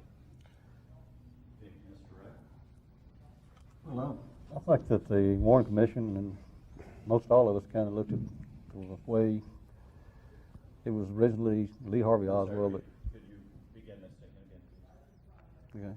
Yeah. I believe that the Warren Commission, as well as all the rest of us, believe that Lee Harvey Oswald was totally responsible for the murder part of it, and evidence was destroyed or overlooked or whatever that has ruined the whole investigation as far as it can be reopened. I believe now that there's been a lot of evidence destroyed. I know personally that I was interviewed by the FBI, but there's nothing in my file to show that I was interviewed except for a year later. And I had an extensive interview with them the day that it happened, and there's nothing in file to show that. There's other people I know who were interviewed by the FBI that everything was covered up. There's no record of it whatsoever. So I think, in a way, the government either tried to place the responsibility on the Dallas Police Department and destroyed the evidence, or they just didn't care. As far as conspiracy, I couldn't prove it, so I can't say yay or nay on that. But the doctor mentioned that the head flew back. Acceleration of the car could make the head fly back. And, there's several different theories you could use on that.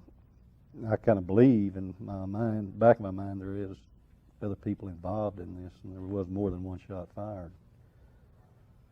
But I can't prove it. The car did not accelerate.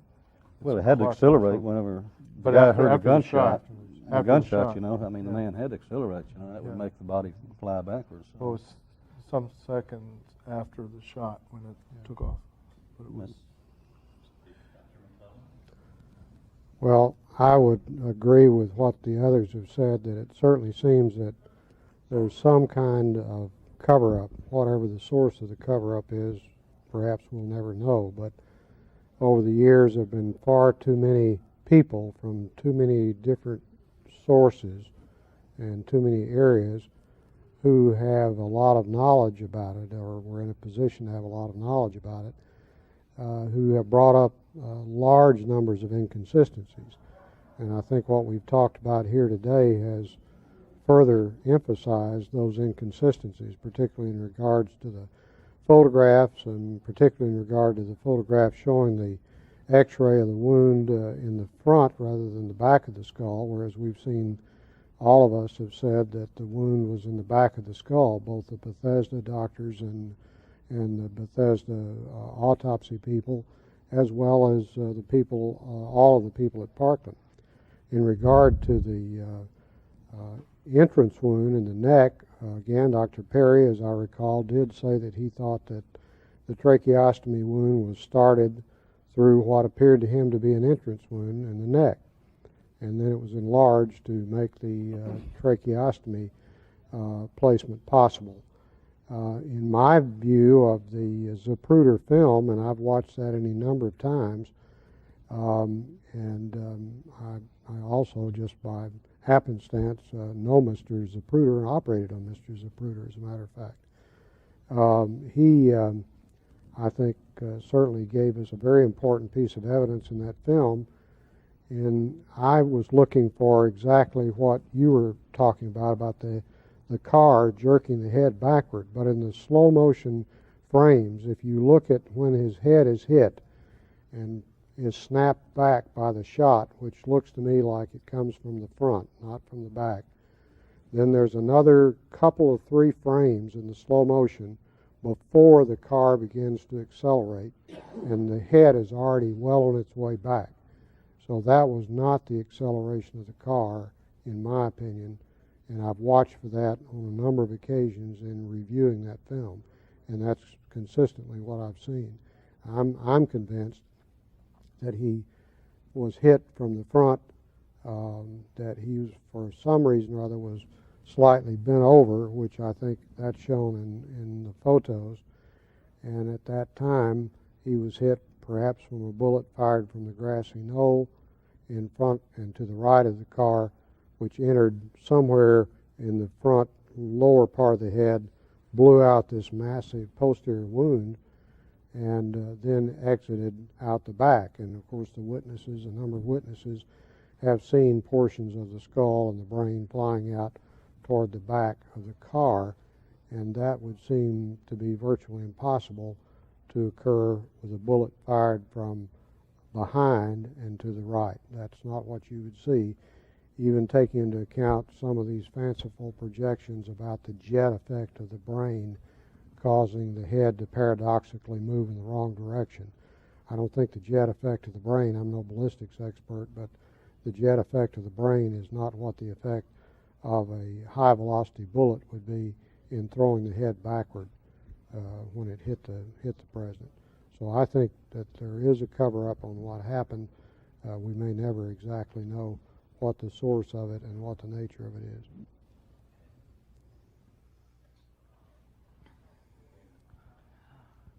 Audrey? Well, I've really enjoyed this discussion today, and I have learned a lot by being able to talk to you all from Bethesda to confirm a lot of what we felt down here, because I think there'd been some odds. I think it'd be difficult for us to ever really know what truly happened on that day. I have never subscribed to the Warren Commission and quote the one bullet theory, because in the years at Parkland, we never taught that bullets traveled in the manner in which the one that we took out of the governor, or that we operated on from the governor, was supposed to have traveled to have gotten from him. You know, they don't take right angles. So I'm glad to hear that some of the rest of you are that way. I hope we find out. It would be nice in my lifetime to find out what really happened, but I'm afraid that we probably never will, but I do feel better about a lot of it after hearing you all today and knowing that you've had some of the same concerns that we have. Can I ask? Okay. This is the bullet that was supposed to have shot both men. The fragments that you saw, you might want to say on camera, could they have come from that bullet? This is the bullet that they claim was found on the stretcher at Parkland, which was in fact the stretcher of a small boy. Well, see, this description, The center bullet there. that's all the fragment that was supposed to be off? Well, no, that little nick is what the FBI took off for their spectrographic tests, which they never made public. Not only did we remove... The center bullet. Not only did we remove fragments, but Governor Connolly still had a few fragments left in his thigh. We didn't get all of them. We just got the larger ones. So Governor Connolly today is walking around with the proof that this was a conspiracy in his leg. If it's proven that, and if they're still there. I don't know that they have been taken out, but we did not take them out on this particular day. We just took out the... I think he's keeping that evidence close to him. Well, it might be good. Every time he goes through airport security. It may not be that much in there for airport security now. But you're saying that bullet, which we took off several fragments. Yeah, it could have come or could not have come from that bullet. I think that what we took off was greater than what is missing from this bullet. Much greater? Yes, and I had heard that that was one reason they disappeared, because they weighed more. Dr. Williams? Well, it's certainly been the most informative gathering, and over all these years, it's interesting how such an important event in time in American history can still be recalled with such detail, and certainly that's the beauty of the human brain. But I'm convinced, as I always have been, that this was unexplained. A lot of the activities of the people in Washington. I just know that with folks like Bob McClelland, whose integrity and ability and brilliance is well regarded by many, and for the many others that were there, that there's a lot yet to be found. And it's just sad that an investigation like this has not come forth far before now, and cooperation has not been available. I'm saddened to the fact that there are other people who probably have really a lot more detailed information that would be helpful to this investigation, and hopefully in time that they will realize that and make their contribution that would be certainly part of our American history.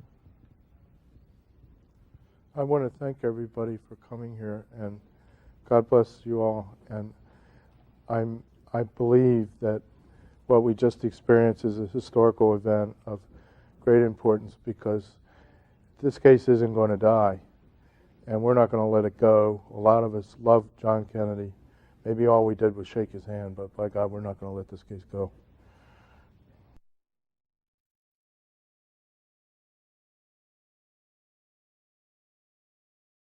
Thank you, Honor. This has really been informative to me. I must say this, I've had the books and I've looked at the books, but I've never been to the Kennedy Museum downtown, and I've got to renew my interest in this. Yeah. I went you down better there do it in a last hurry. year. You should also go to the... Getting ready to...